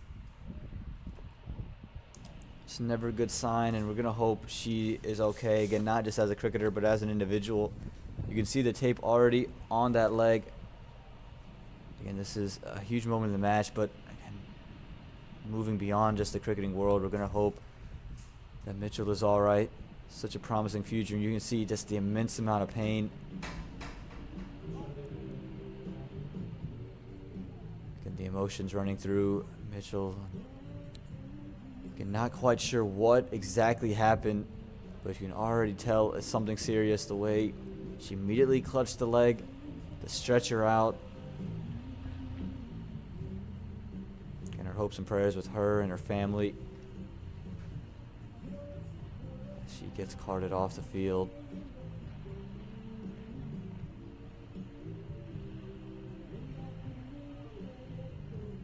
Hate to see that. It's so difficult when you get injured. And she's doing so well, giving West Indies a great start. But I hope it's not a serious injury and she's able to come back quickly. Injuries are the worst, especially serious ones, and you can see the emotions just flooding through her. Never want to miss out on any event, and again, just in some immense pain As you mentioned, injuries, they're the worst. You hate to see them happen to anybody. And again, praying for the Mitchell family, for Mitchell herself, hoping that she's okay, and again, not just in the cricketing sense, but in any sense.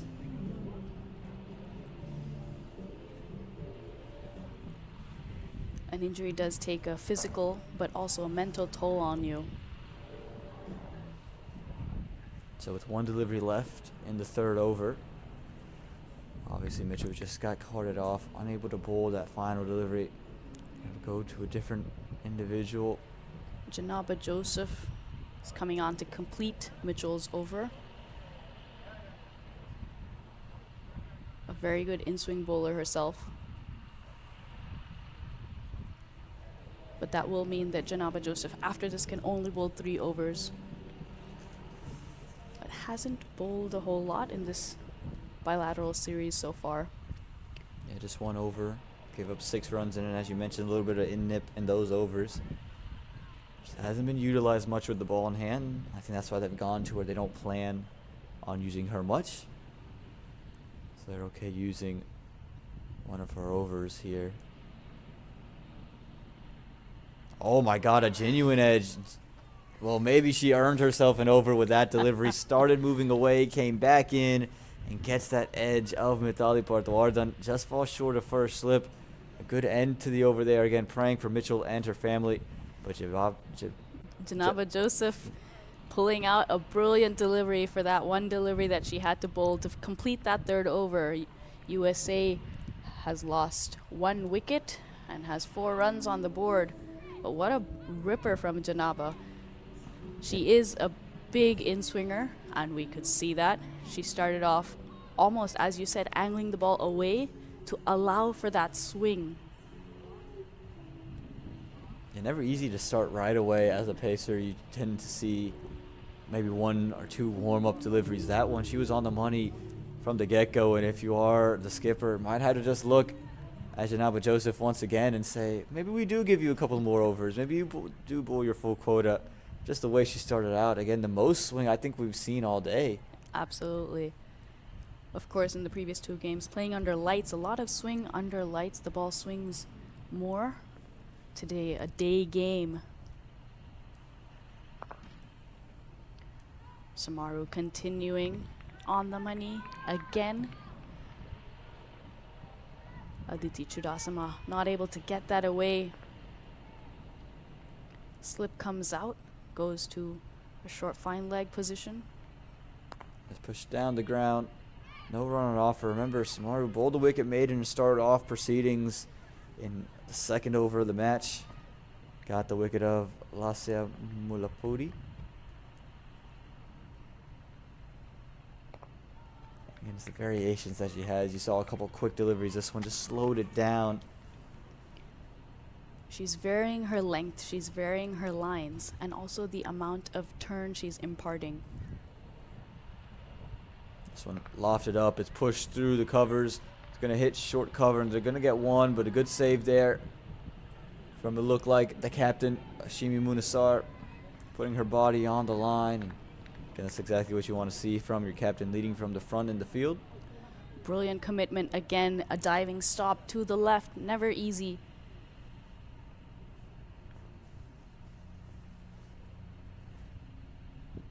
Again,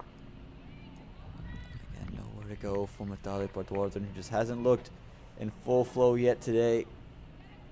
But also the West Indies bowlers have been right on the money, haven't given the USA batters an inch. Another outside edge. Going to leak 1 run. Good, strong throw comes in. But again, Samaru, she's just been on the money. And that single will end the 4th over. It's a dream start for the West Indies. It's 6 for the loss of 1.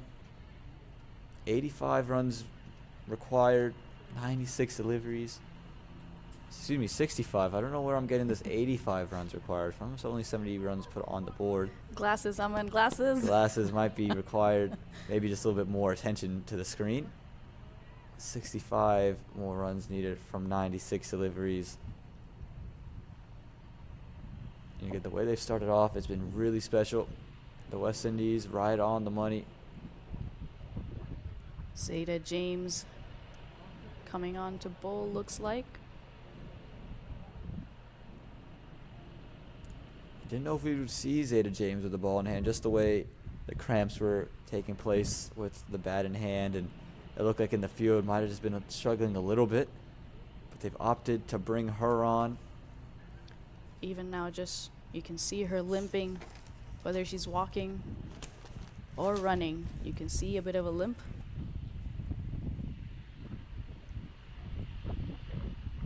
Well, Zeta James in match number 1 bowled 3 overs and just gave up 4 runs, so you can imagine why they've gone to her. So that one finds the bottom end of the bat from Mithali Patwardhan. And keeps things nice and tight. Zeta James a little bit quicker off the wicket than you might expect. Skiddy off the wicket as well. James as well has those variations, going straight on with the arm or the turning delivery. That one just pushed to backward point. And again, for the West Indies, you knew that you had to have something like this happen. You had to have these tight overs and see if you can force wickets from the U.S. You started with the wicket. If they can pick up wicket 2, I feel as if they're in a good place as this single is scampered on through and a run out given there from the umpire. We've seen this already. This time it's Aditi Chudasama on the wrong end of it. A run out here. Looked like she might have been home, but the throw came in on a direct hit. And that was the difference between Chudasama being in and being out, and she's got to make the long trek back. Yes, Mithali Patwardhan guiding that to the point region. Yes, with soft hands, but the fielder there was very quick to get to the ball. You can see Aditi off in a hurry. It's not like there was any pause. And yeah, it looks like from that angle at least that the bat was outside of the crease. Again, the direct hit was really the difference. Had it had to have been collected from the wicketkeeper, I'm not sure it would have been out. Yeah, it was such a good throw, a good height directly into the keeper's hands, and the keeper just had to, as soon as she caught the ball, almost like less than an inch to the stump. So a brilliant piece of fielding there. Quick to the ball, clean pickup, flat, quick throw. Brilliant stuff here from the West Indies. We just talked about forcing wickets out. Now they just forced wicket number 2. And again, we talked about earlier, the USA just collapsing a bit at times. Are we seeing the start of one here with that run out? Again, there's no need to try to force runs, but you saw both very responsive. And a new bat comes into the middle and gets a welcome gift. It's drugged down, but momentum is not in your favor. Anika Golan, all she could do was find that backward square fielder inside the ring. That's what dots and pressure does. Also, the first few overs has gone West Indies' way. You were talking about earlier, Aman, keeping those singles ticking over. Although you're chasing a low total, it's important to keep going and not, as you said, get stuck in or too conservative. Because sometimes it can be difficult to switch gears. So if you're going in first gear and not getting a lot of singles or boundaries, it can be difficult to push on. And at the end of 5 overs, it's 6 for 2. West Indies, a lot of hard work, good work. They've also planned well. Something I've noticed is earlier their mid-off and mid-on fielders were on the circle in the previous games, and the US batters would push to mid-off and mid-on and take a quick single, whereas today those fielders are a few steps inside. And those few steps inside, just the difference we saw on the end of that last over. Golan just pushing it over to mid-off, but because that fielder was inside the ring and a couple steps inside, there's really nowhere to go. And again, not wasting any time. All the spinners are getting things to move fairly quickly. Samaru continues with the ball in hand and not giving Mithali Patwardhan anything. We've seen 3 deliveries with the same result, being pushed to that short cover fielder. It's like only 3 people on the field right now: the bowler, the batter, and the extra cover fielder. This time it's back to the bowler. Maybe you don't even need that third individual. It's just a 2-man game at the moment. Yeah. And Mithali Patwardhan, she's been put in a box by Shalini Samaru.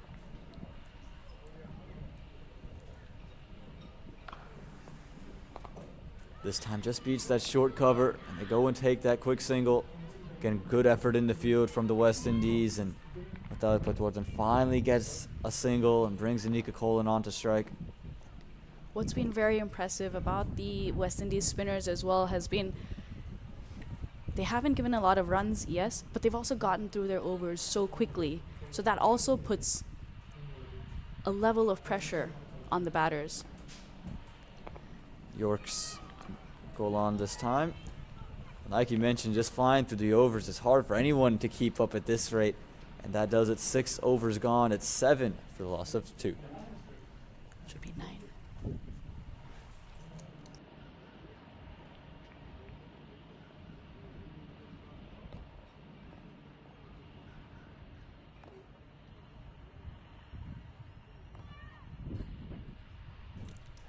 At the end of the power play, there's only 7 runs on the board, Shivani. If you would have told the West Indies, hey, the U.S., they'd be chasing 71, but in 6 overs, they only have 7 runs, I think they would have taken that at the start of the day. Definitely. The run rate, the required run rate at the beginning of the innings was just a little over 3 runs and over, and now it's more than 4.5 runs and over. This one pulled into the leg side. Gonna find deep mid-wicket. They thought about 2, but just gonna settle for 1. It's a good start to the over for the U.S. You got a single. Now it's about continuing to get singles. Not just 1 single. You're not chasing 21. You're chasing 71. You're gonna need it pretty consistently. Anika Kolan, someone who, at such a young age, really impressed with how much experience she has debuting for the USA. But right now, Zeta James, she's just been too good for anybody in the middle. Yes, Kolan, also a good player of spin, likes to use her feet. If the ball is tossed up, we may see her step out as well. But you can see that's why Zeta James has elected to go quicker, back of a length, and another sharp single taken. There was a chance of a run out there, but Kolan was off in a hurry.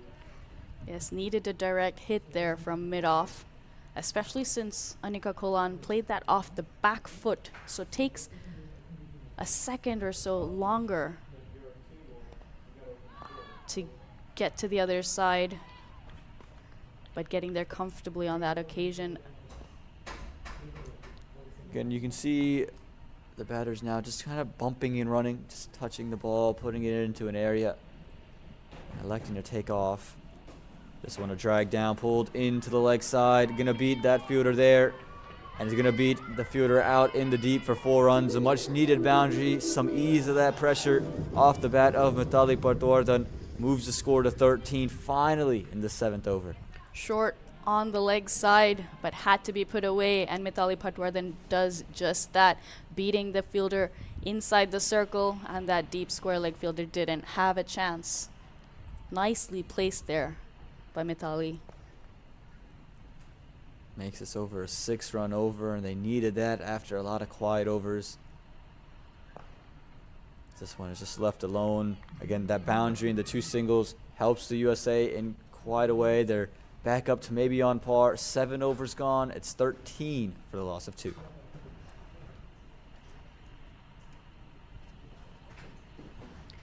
We've seen in the previous games as well, especially the second one, which the West Indies won, defending 100 runs. They started off really well. The first 8 overs went at just 3 runs and over, and they got 5 wickets. And the next 12 overs, the US scored at 6. Nicely played there by Anika Kolan, pushed wider of the mid-off fielder. Positive stroke, positive stride forward. And the approach is just seeming to take a shift now between these 2 batters. understanding that they can't just sit around. They got to find a way to score. Don't need the big shots. As this one just beats Natalia Patwardhan. Just came on a little bit quicker than expected. We talked about Samaru's ability to change it up, the variations. That one just coming on through a little bit quicker.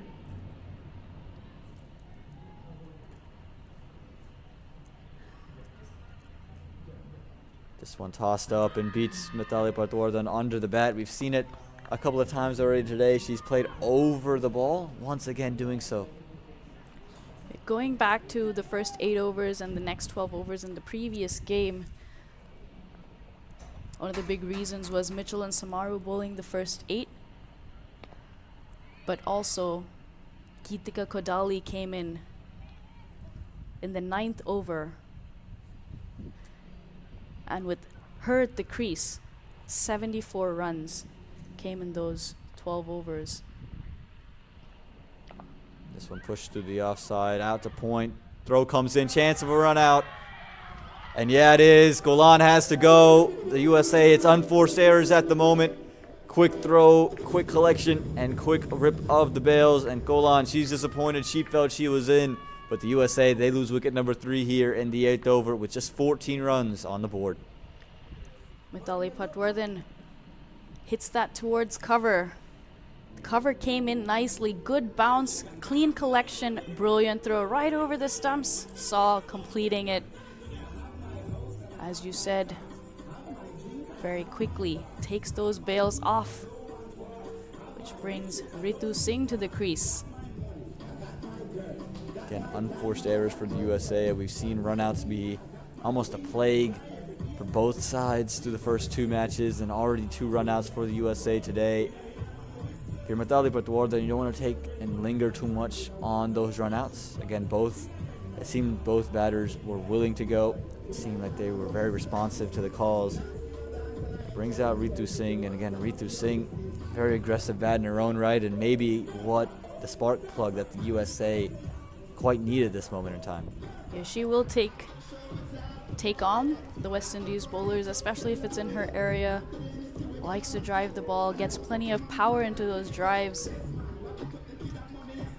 Does play a bit of softball, and you can see the way she's brought her softball swing into her cricket as well. The way she uses her hips as she gets going today. Nearly chops it back onto stumps. Good over for the West Indies, just 1 run and the run out of Anika Golan. And at the end of 8 overs, it's 14 for 3. The USA in a real spot of bother. That last ball again, Ritu Singh getting an inside edge and going towards the stump, but good technique from her to have her back leg between ball and stump. So when even if she got that inside edge, but her leg was in the way of the ball going and hitting the stump. So that was very good technique. Short down the leg side and missed out completely. Mithali Patwardhan gonna feel disappointed. It's where she scored her lone boundary today. It is a wide, so it is a gift of a run.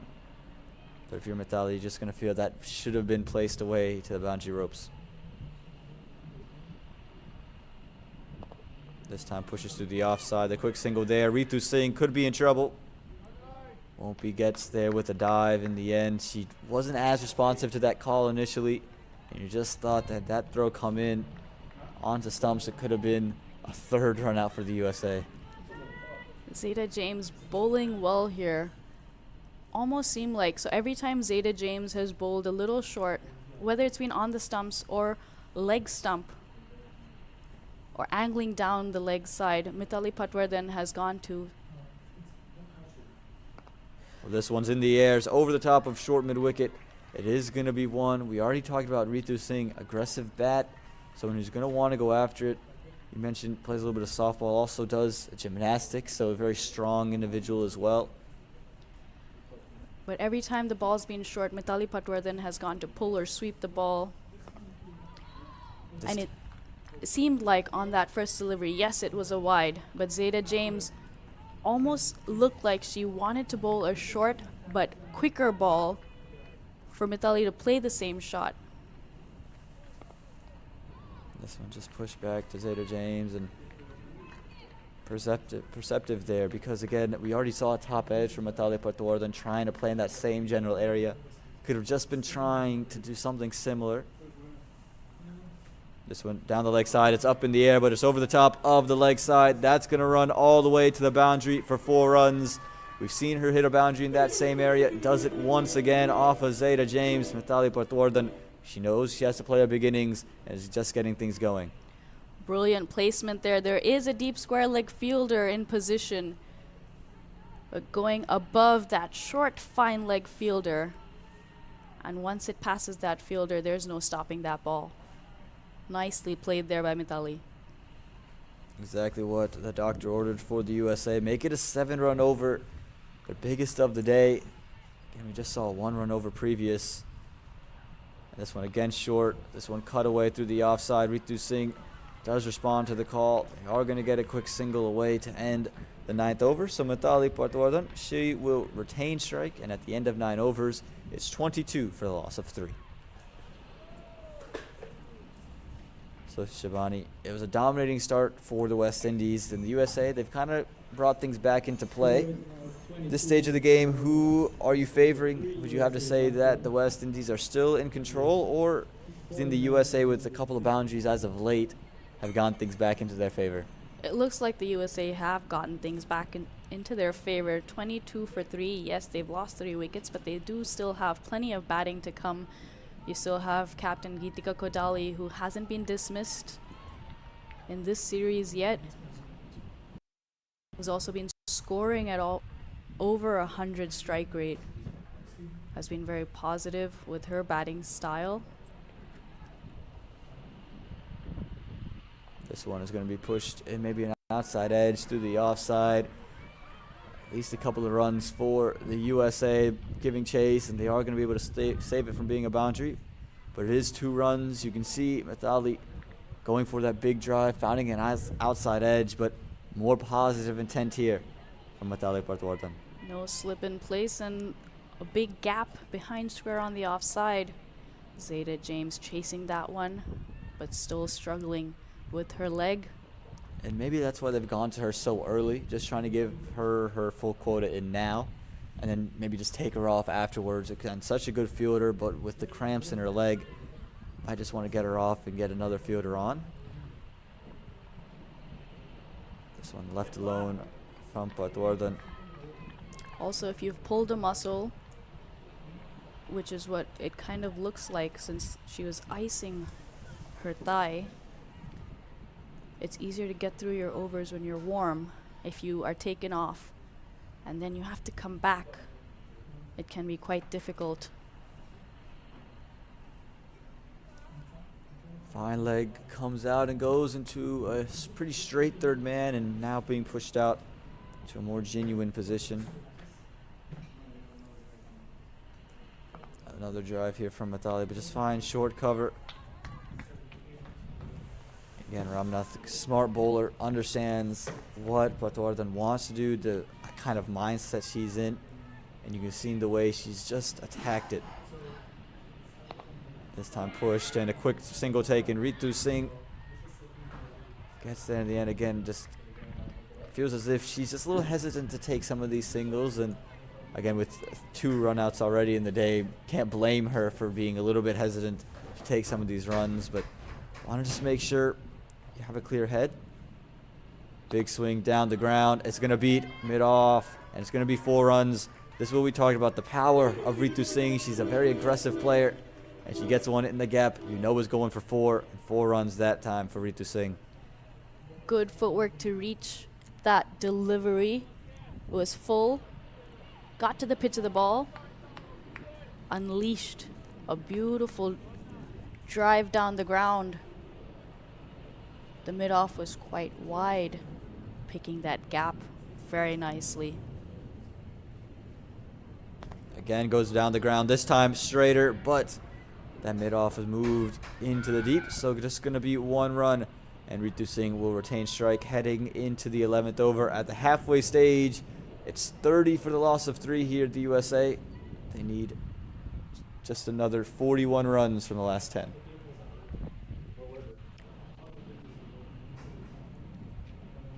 After the first boundary, Munisar sent mid-off back to long off. And you immediately saw a change. Ritu Singh went straighter, whereas the previous one, she went more towards mid-off. And this one, she went right over the bowler's head.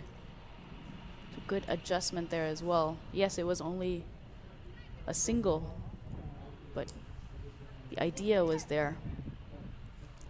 Yeah, and you mentioned it. Ritu Singh coming in with some impetus. You talk about the USA batting. Got off to a shaky start with Lasya Mullapudi.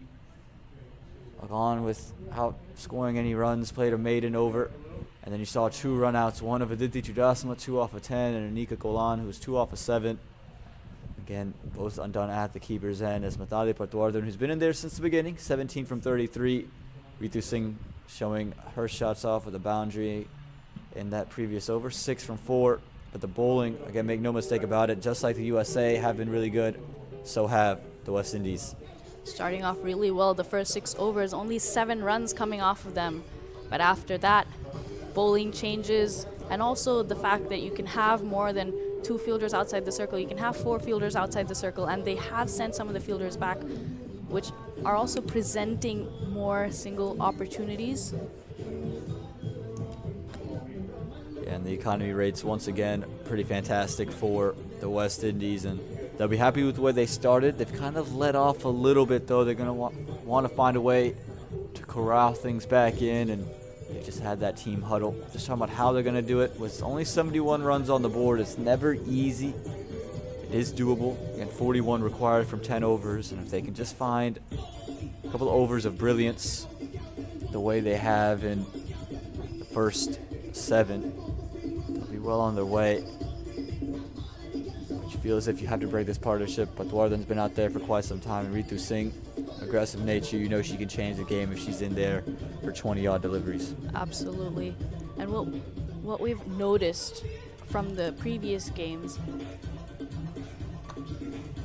West Indies start off really well, very tight, not giving a lot in terms of balls to hit or runs, but they haven't been able to keep the pressure on as the bowlers are changed. Yeah, they'll be without Katie Jazz Mitchell.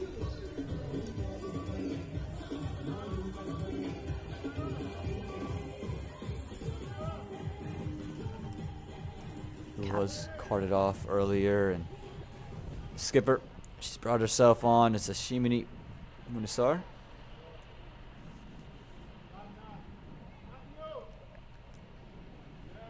Although West Indies have a couple of off spinners, each one bowls differently, different styles. Ashwini Munisar Offering it up, it's sliced up into the air. It's just going to be over the top of the infield and going to be 1 run. You know Ritu Singh is going to chase anything with flight and with room. didn't quite get the most of that, but throwing the kitchen sink at it enough to clear the cover fielder, bringing Mithali on strike. Again, just flirting with that wide line. A late call for wide there from the umpire, much to the distaste of Munisar. But it seems to be the plan. Keep it out wide. Keep it away from the arc. This time start straighter. And was much quicker on that occasion too. Didn't give Butwardhan the opportunity to square herself and send it over the leg side. We've seen a couple of dismissals in the series on both sides where a fuller outside off-stump ball has taken wickets. This one is cut to backward point. A quick single take, and Ritu Singh shows off the dive and gets home in the end. Again, we've already seen a couple of run-outs. A run-out into that same area. So for Ritu Singh, you know she's going to want to make this innings count. She's looked good, already a boundary to her name, and she's playing her natural game. A vital member of this batting lineup for the USA. And you can see how quick Munisar is ready to bowl. She's just been running back to her mark and getting these deliveries in quick, not giving the USA any time to think. Ritu Singh slashes this one through the offside, hits so firmly. It beat the fielder in short cover, but a great work out there at sweeper cover. Keeps it to just 2 runs. Again, it's felt like a certain boundary once it pierced the infield, but sweeper cover does well enough, keeps it to just 2. Yes, there is a sweeper cover in place, but that ball was hit so hard and wide of that fielder. Had to make a lot of ground. Great stop there on the boundary. Diving. The ball was always going away from her and getting it in.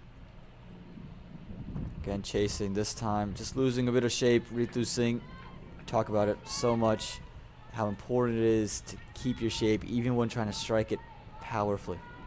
Very well bowled by Munisar, not full enough.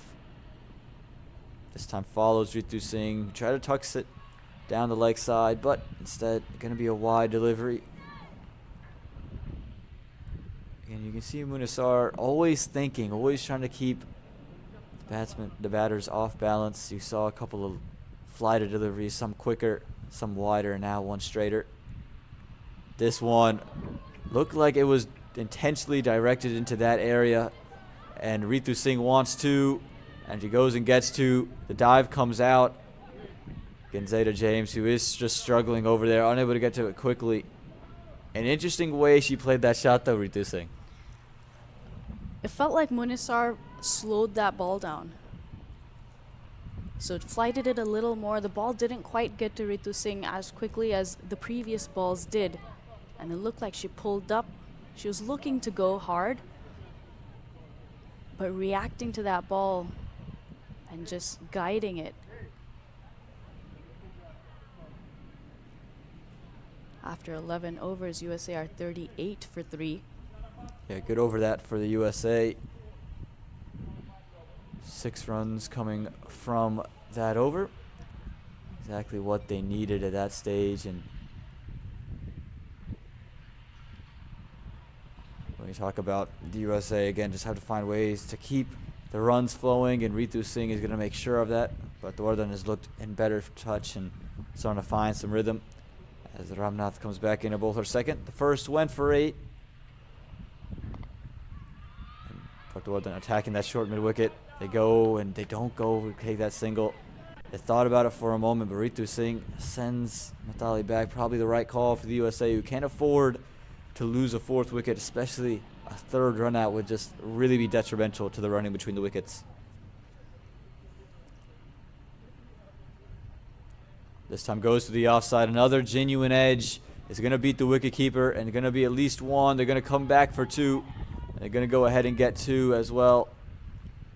It's not the first time we've seen that edge. And yes, we've seen a few edges, and especially when you're trying to defend 70, you need to go for those wickets. Maybe a slip. Yes, they are getting those boundaries, but when you are getting opportunities at slip, your bowlers are bowling good lines. Need to look for those wickets. Incomplete agreement there. I'd like to see that short third come into slips, as this one is pushed into that vacant cover region, as they just sent sweeper cover back. Just going to be 1 out in the deep, but if you are the USA side, you'll be very happy that the sweeper cover is out there. It just gives you that opportunity to pierce that gap with anything that's wide or maybe even on off stump. Just can push it into covers. It's the difference between the power play and now. In the power play, you're only allowed 2 fielders outside, and for that, they bring in that sweeper cover. The cover is inside the circle, creating an offside cordon, and it's difficult to pierce that. But with that sweeper cover going out, that single is on offer. This time flighted up and looking to play a big shot. Missed from the wicketkeeper. Throw goes into the bowler's end. They're able to get 1. And they're going to go get 2. Another one off overthrows. It's good awareness from the USA side. They're going to be giving us byes there from the umpire. Unforced errors now for the West Indies creeping in. Also the intent, as soon as Ritu Singh walked in, yes, her intent is there, but Mithali Patwardhan's intent is also being shown. It rubs off. infectious energy is, and when your partner has good energy, you just feel, okay, I can do something similar. And at the end of 12 overs, it's 43 for the loss of 3. The decision you make today may help shape someone else's future tomorrow. Let's talk about how we can help you put together a strategy. Life insurance is in our DNA. We've been cracking the code for 175 years. With New York Life by your side, you can focus on the things that matter most.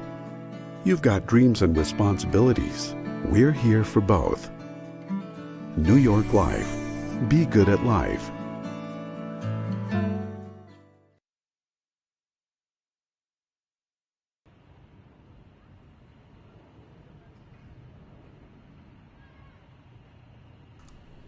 So we welcome you back here to Broward County Stadium. 28 more runs required for the USA and 48 deliveries. These two have put on a good partnership, Ritu Singh and Mithali Patwardhan. Again, I'm Aman Patel. I'm joined by Shivani Bhaskar, who, again, has just been a part of all these matches and has seen some historic finishes and some great matches. We're in for another absolute stunner as the captain has the ball back in her hand. Ashmini Munasar.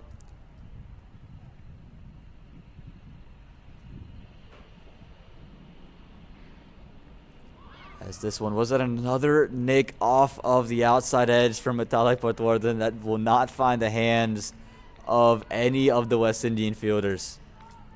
The reaction of the captain said it all. Fortunately, the keeper, a big deviation for a keeper to take, definitely. This one pushed back down the ground. Good effort there from Ashmini. Couldn't get all of it. Keeps it to just 1. And again, you mentioned it earlier. Would love to see a slip come into play. Absolutely brilliantly bowled. Tossing it up. Getting Mithali to drive. Taking that outside edge. Just missing the keeper's gloves. And I can understand for Ritu Singh having that short third, just the way she's swinging through the line.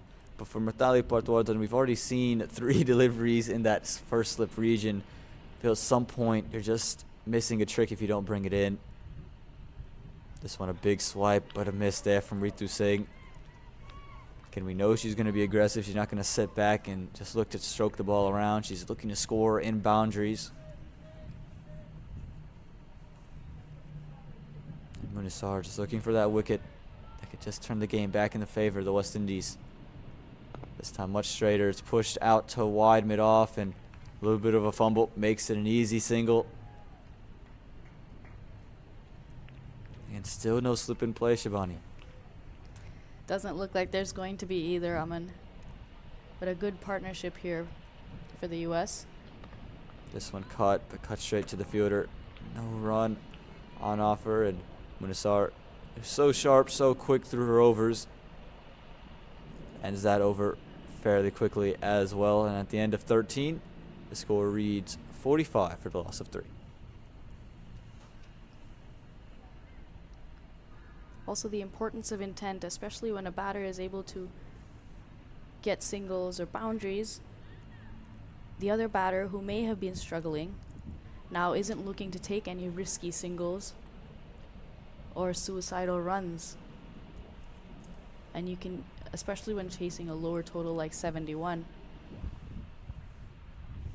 you can take your time a little more when one batter is going well. Few field changes here, and Janaba Joseph comes into the attack. Yeah, I thought we might see her earlier with the way she started with the ball. A brilliant in-swinger that was another edge off Mithali Patwardhan. But if she can extract some swing here, she could just change the game for the West Indies. Bowl that one delivery for Mitchell when she was carted off. It starts with a no ball there, a full toss. That's definitely over the waist. So Ritu Singh, who's already naturally aggressive, gets the freedom to just swing wherever she wants. Again, not the greatest of starts there for Janaba Joseph. No, going to keep that ball full. Ended up being a high full toss, going straight to the keeper. And Again, we've seen it time and time again. Free hits don't always lead to runs. Got to keep her shape here, Ritu Singh. Already such a good timer of the ball. Look to go straight back, but misses it altogether. Good comeback delivery this from Joseph.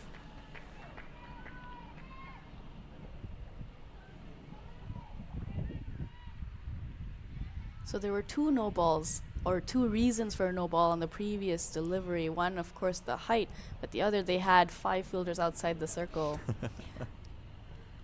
Almost lucky for the West Indies that both of them happened on the same ball.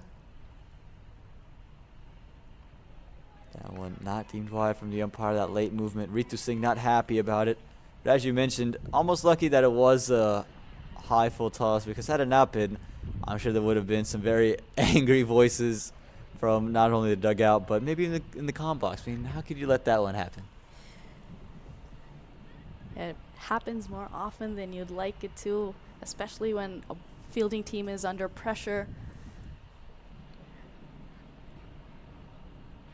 This one is deemed wide. Joseph, no swing on offer for her at the moment. She's going to just want to start straighter. That's why she's been brought on, because she just is able to pitch it up. Wicket taker. They would have to just start closer to the stumps with no swing on offer. It is the 14th over, so less chances of that ball swinging, and it's been hit around a little bit, scuffed up when she came on to bowl that final ball of Mitchell's over earlier. This one flat bats it straight to that fielder at mid-on. No run on offer. Again, you can see consistently Joseph, her plan is to be full. It almost feels like a wicket-taking ploy, trying to dare Ritu Singh into a false shot, maybe find an edge. And again, if you are the West Indies, you know wickets are key. You got to keep new batters coming in and coming out. Full straight Yorker delivery. That's the best delivery we've seen since that in-swinger she bowled. Beautiful ball there. Also good to see Mitchell back on the field. She is at mid-on. Great to see that, and It's good for her as well as her team. Just happy, great that she's okay. Swing and a miss there. The West Indies could also look to her to bowl some in the death. Haven't been able to do that because she's been bowling 4 on the trot. As you mentioned, first and foremost, it's just great for her personally. That is nothing too major. A few good balls here from Janaba. But USA keeping up with the run rate again now. This time bat on ball up in the air over the top of cover inside the circle, and it's going to be 4 runs all the way down the boundary. We've seen Joseph keep it full. This time the width was on offer in Ritu Singh's arc, and she sends it all the way down the ground for 4 runs. Ritu Singh unleashing a powerful drive over the top. You see those hips come into play, imparting so much power on the ball. The ball was gone in a flash. In a flash, indeed. That'll do it for the 14th over. It's 52 runs on the board, 3 wickets down. USA, after the initial scare, they've really fought well back into this match. Ahead of the run rate now. And Munisar, captain, continuing. Can she get a breakthrough for her team here? Well, another one, another edge from Vitali Partwardhan, and another delivery where there's no slip. We've been screaming it, Shabani and I. Put a slip in, and still no one has been listening to the comms, apparently. They are busy playing, though. But This one is cut through the offside over to sweep recover. Gonna be 1. But again, you just have to feel, this is the 4th time that's happened. It's just at some point, you just have to be willing to put a slip in play. If it beats slip, it beats slip, but you're giving yourself a wicket-taking option.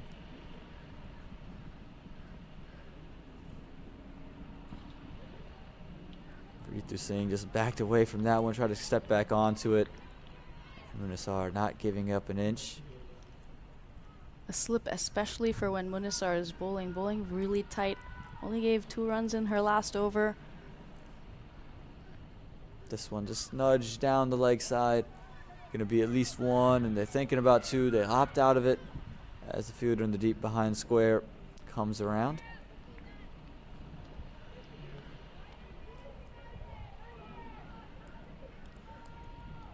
The West Indies need a wicket to get back into this game. This one pushed straight back. It was aerial for a moment, but away from Munasar. Able to get 1, and Mithali Patwardhan, who was just struggling early on to find the singles and the gaps in the field. As the field's expanded and opened, she's been really good at just pushing the balls around and just collecting ones and facilitating to Ritu Singh.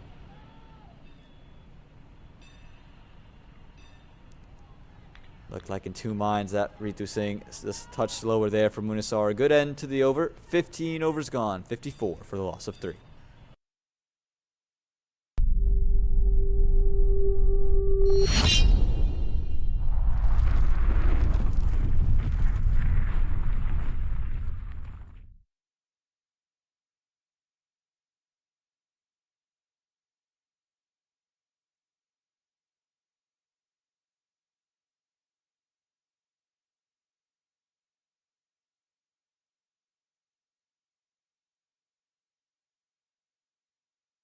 Broward County Stadium, the USA, they're on their way here. 54 runs on the board, chasing a total of 71. 54. And the West Indies are just going to go and find all their options. 74. And they've elected to go to Wilmot. Kate Wilmot, she's going to be in with the ball in hand. Hasn't bowled yet today, but here in the 16th over, they need any type of spark plug they can get, and they've turned to their pacer. Wilmot opened the bowling in the first game. Expensive. Struggled with swing, but now coming in at the back end. Not much swing on offer. It'll be good to see what she can do here. Yeah, like you mentioned, just struggled controlling her line when the ball was moving. But now, without any movement on the ball, can bowl nice and full and straight. And not have to worry about the ball swinging in the air. But the one thing she has to worry about is getting into the wickets column straight away. Have to break this partnership. Let's just stem the flow of runs. Full straight. Just worked into the leg side. And again, that's got to be the plan here from Kate Wilmot. We saw her do it with the new ball in hand. Just struggle to control that swing. Like you mentioned, ball scuffed up. 15 overs old. Not going to be any swing on offer. That one going full and straight, angling it into the stumps. This time short, strays down the leg side, going to be wide, and a couple of runs as well. Going to be 4. Beats third man inside the ring, who gave chase, a valiant effort, but couldn't do it. Wilmot trying to angle it into the stumps, just struggling with the line, started far too straight, and an easy boundary there. 5 runs to the USA. Unfortunate there for the West Indies. Too wide, and the keeper was not able to get to it. Now we see that third man was wider, coming finer. Almost behind first slip.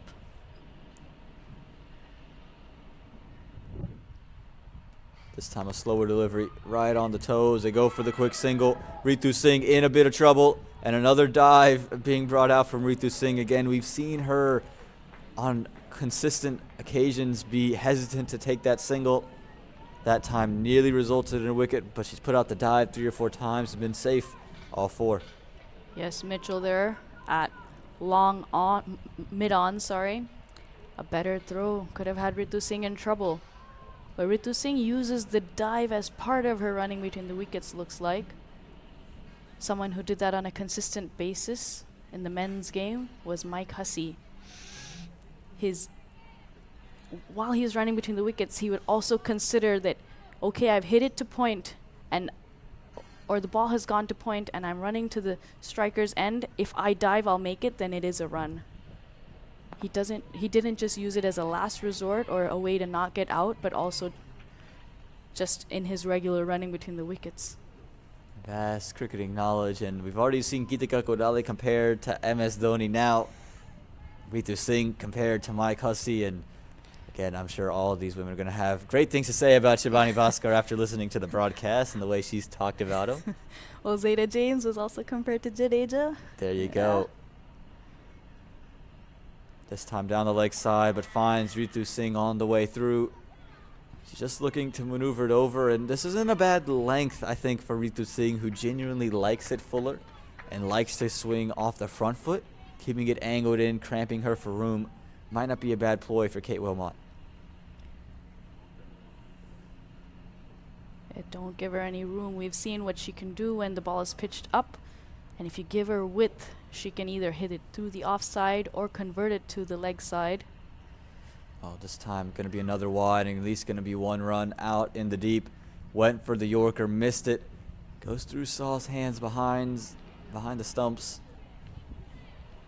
And the over that just won't end for the West Indies, as there's another wide here, another delivery to be had for Mitali Patwardhan. Kate Wilmot has potential, has pace, struggling to control her lines, unfortunately.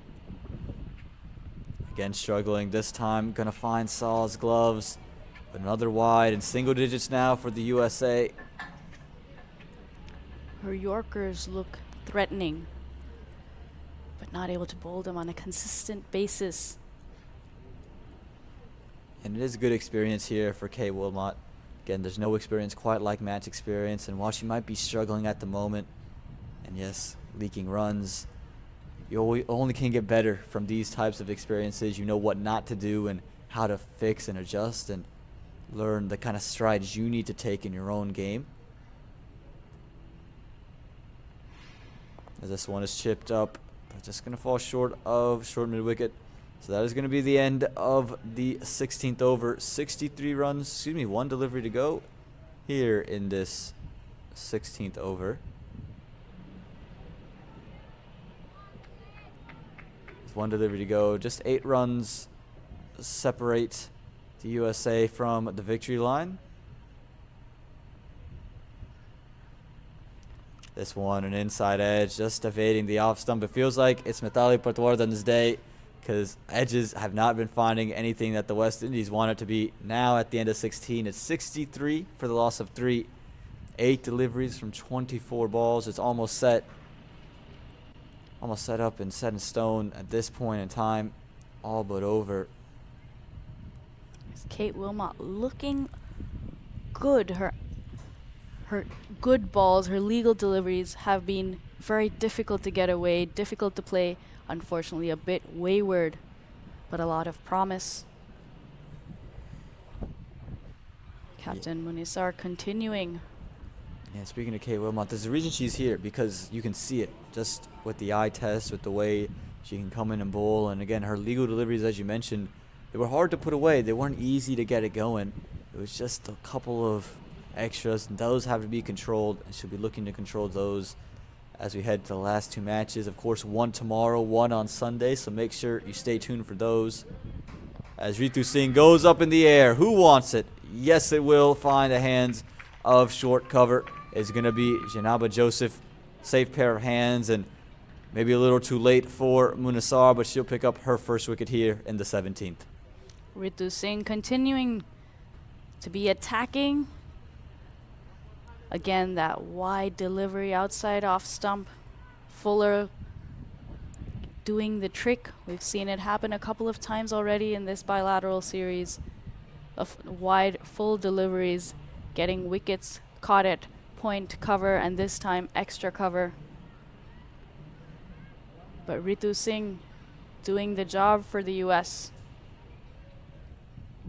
Yeah, Ritu Singh came in when there was again a real spot of bother. You're 7 for 2, and Ritu Singh walks into the middle, and she's able to come in and just steady the ship a bit, score some runs, put pressure back on the West Indies, and we'll go from one big hitter to another. Snigdha Paul, who comes in and also plays softball, had a great piece written about her in a local Dallas newspaper.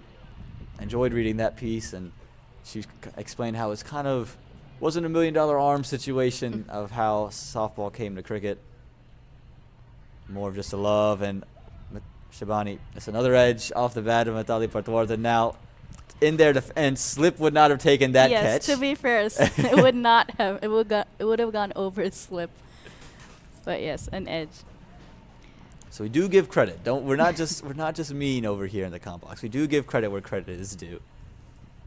Snigdha Paul, the left-handed slugger, as they'd say in softball. She has the bat in hand with just 7 runs separating the USA from the finish line. Snigdha was batting really well in the last game. Second game, made 13 off just 15 deliveries, but was out to a brilliant run out. Flat throw from the deep, right over the stumps. Munisar to Snigdha Paul.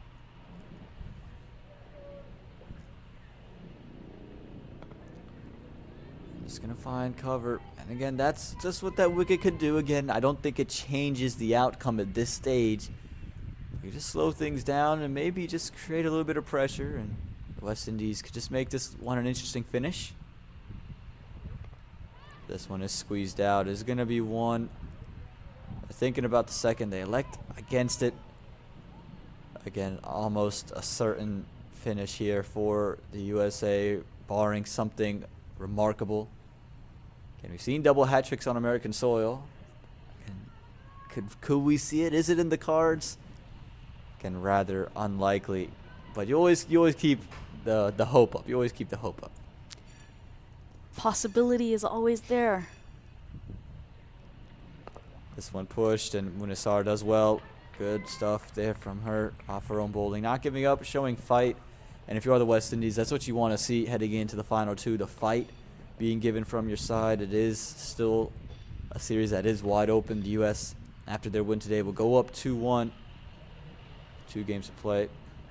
Can still get a chance to win it. Mithali Patwardhan, a swing and a miss for her there.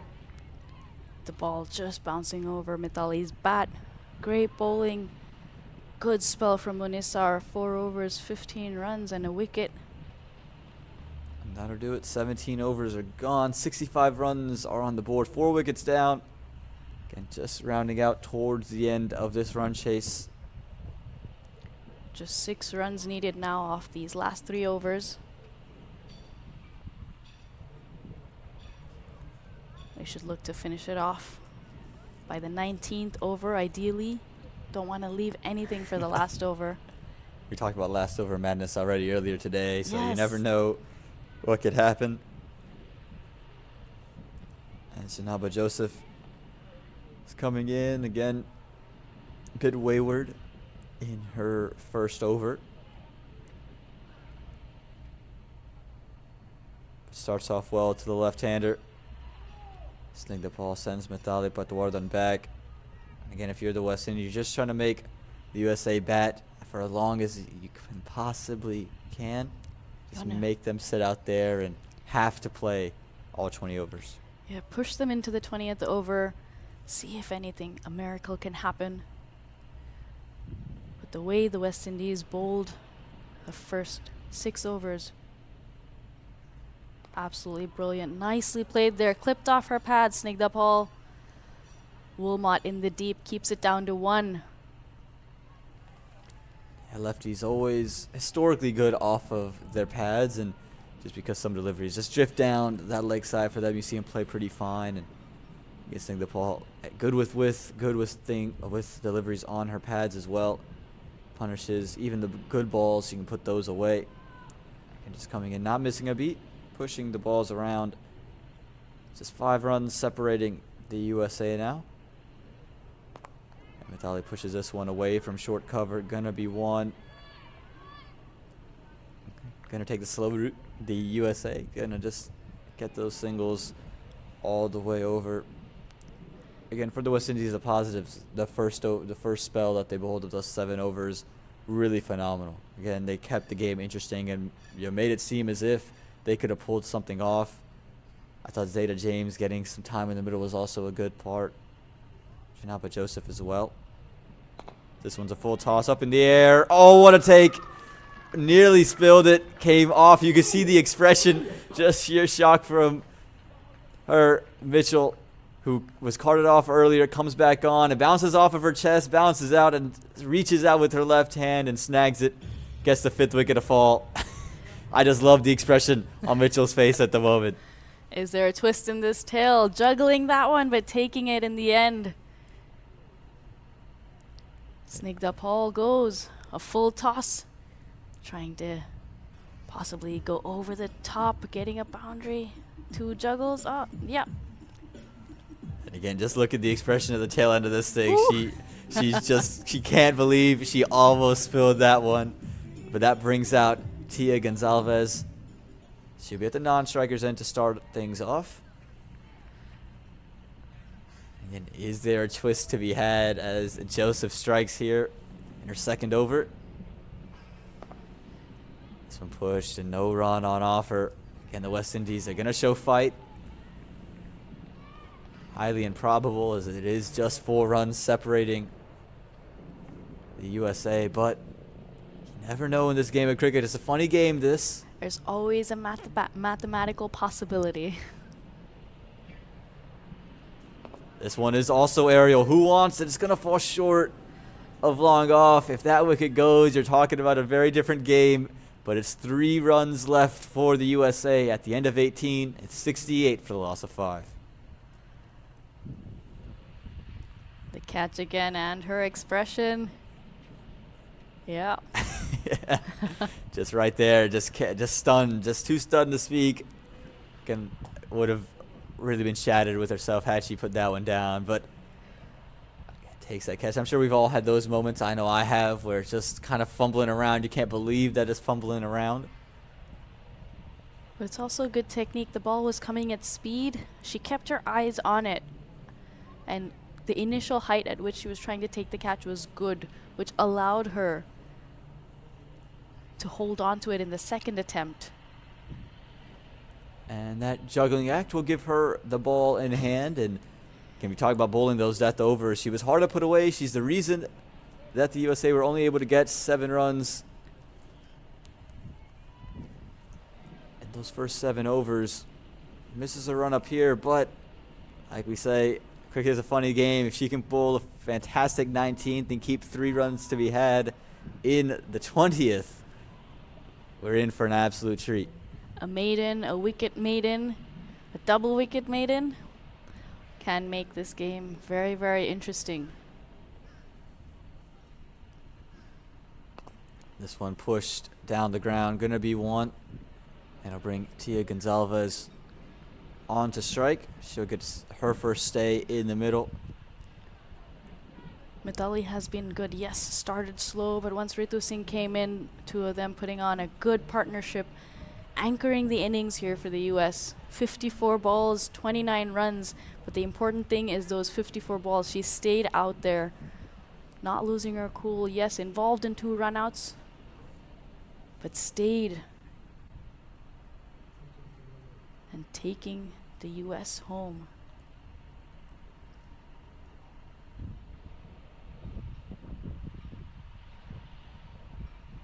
Oh, what a delivery that from Mitchell. You could just see a little bit of late nip there.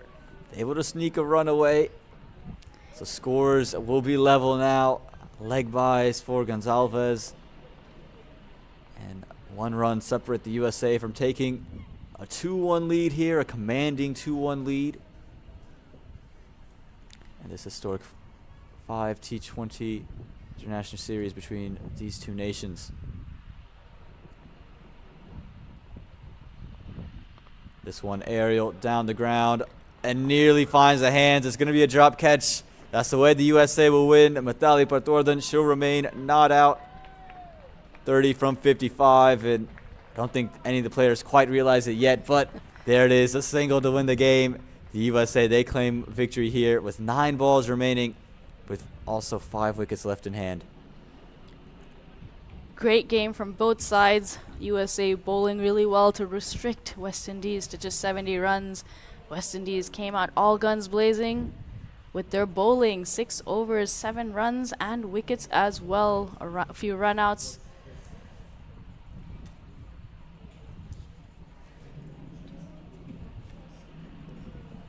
Quite a few wickets right at the top. But after that, Mithali Patwardhan and Ritu Singh, a solid partnership there, catching up with the run rate. So USA And then Snigdha Paul coming in, Congratulations, contributing USA. 2, and Mithali Patwardhan finishing it off Played West Indies. with 9 balls to spare. Yeah, take a look at the bowling card. Again, good performances all around. Right here at the Broward Regional. Katie Jazz Mitchell, again, had that injury that was unfortunate. Bowled 2.2 overs, gave up 6 runs. You had a wicket for Samaru, you had a wicket for Janava Joseph as well, who was very economical, 2.1 overs, 9 runs. And the captain bowled out her 4 overs, 15 runs, and a wicket to her name as well. A good display from the West Indies, like you mentioned, restricting those first 6 overs, just 7 runs, but just a little bit too late in terms of when the wickets came, unable to take themselves over the line. So the USA, they get a win here in this third T20 International between the two sides. Again, with the ball in hand, Snigdha Paul took 3 wickets. You had Mithali Patwardhan, 30 from 55. Really special stuff from the USA on both sides of the ball. Yes, and of course Janava Joseph and Zayda James there. Samara Ramnath for those 70 runs, but USA started off brilliantly with the ball and kept that pressure throughout the innings. Yes, only 4 wickets fell, but they didn't really allow the West Indies batters to get away, so restricting them to 70. Had Mitchell maybe not gone off the field at that point, not gotten injured, the story may have been different. Was brilliant at the top with Samaru as well. It absolutely was brilliant, Mitchell, and again, had she not been carted off, would have maybe been a different tale. We enjoy giving you coverage so far today, but don't go anywhere. We still have the post-match presentation where we'll decide the player of the match and just get to hear from both captains as well as that player of the match. Don't go anywhere. We'll be back shortly with that presentation.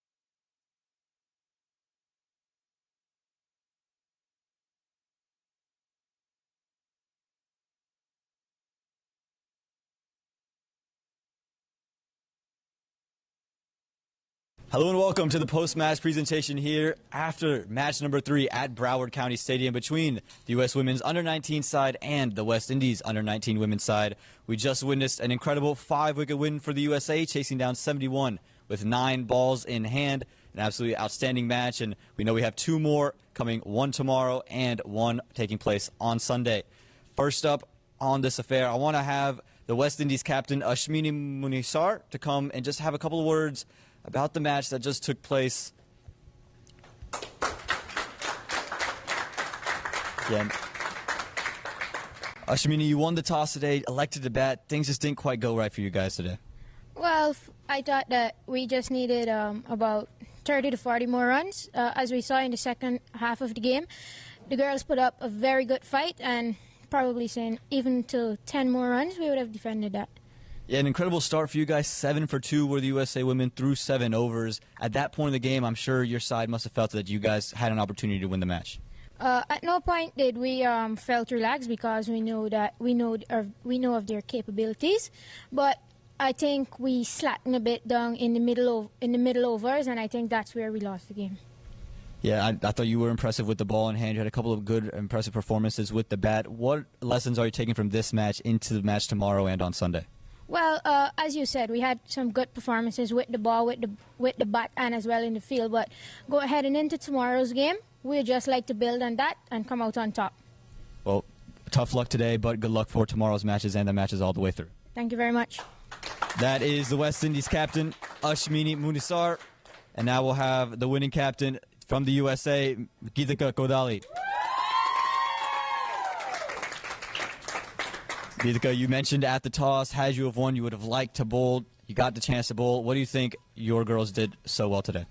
I think we did very well to defend, to keep them down to a low total. I think our bowlers bowled great lines and lengths, and we had a lot of support on the field from the fielders as well. Batting-wise, we would have liked to chase it down a little more comfortably, but we did end up getting them down to a low total that we could chase pretty easy. Yeah, I mentioned earlier 7 for 2 after 7 overs. What was kind of the thought process going through your mind and the minds of the dugout when that happened? I think we would have liked a little bit more intense from our top order, middle order batters, because we were sort of digging ourselves into a hole from the beginning. But I think we did well to make up for it in the end. Ritu, Mithali putting up a pretty good partnership for our team and getting us over the line. You mentioned at the toss how your bowlers had really been carrying you guys through the day. Well, Sohani Tadani, Snigdha Paul, yourself, bowled really phenomenally throughout and just kept the pressure on the West Indies. Yeah, I think we did very well. It was a team effort, truly, because we had a lot of spin overs that were keeping the pressure on them really well. But I was glad that our pace bowlers and spinners could work together and keep them to a low total today. Well, congratulations on the win today. Good luck moving forward here in the last half of the series. Thank you. The captain of the USA, Ms. Geetika Kodali. And now we're going to present the SMK Global Player of the Match. But before I do that, I do want to call upon the woman who will be presenting that match out, Miss Ann Brown-John, the chief selector for the West Indies women's and girls team. Big warm welcome for her. And we'll go through this 3-2-1.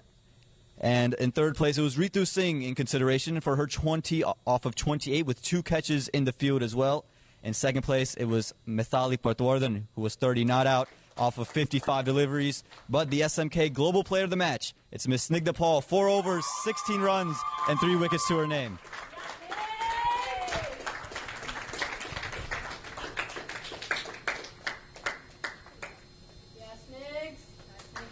Snigdha, just stay with me really quickly. 4 overs, 16 runs, and took through 3 wickets. You were so consistent on the day. What was your thought process going in? My thought process was just bowling the lines that my team wanted me to and going through with the team plan and just keeping it tight and trying to get the wickets.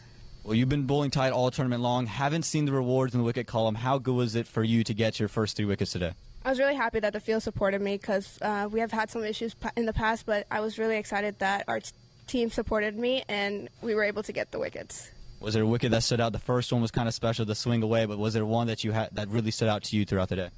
I think that one was the best one, in my opinion. Well, congratulations on the day and good luck in the future. Thank you. Well, there you have it. The SMK Global Player of the Match, Snigdha Paul, for her 4 overs, 16 runs, and 3 wickets. We appreciate everyone who's tuned in all throughout the day. And for cricket clubs, for USA Cricket, for Cricket West Indies,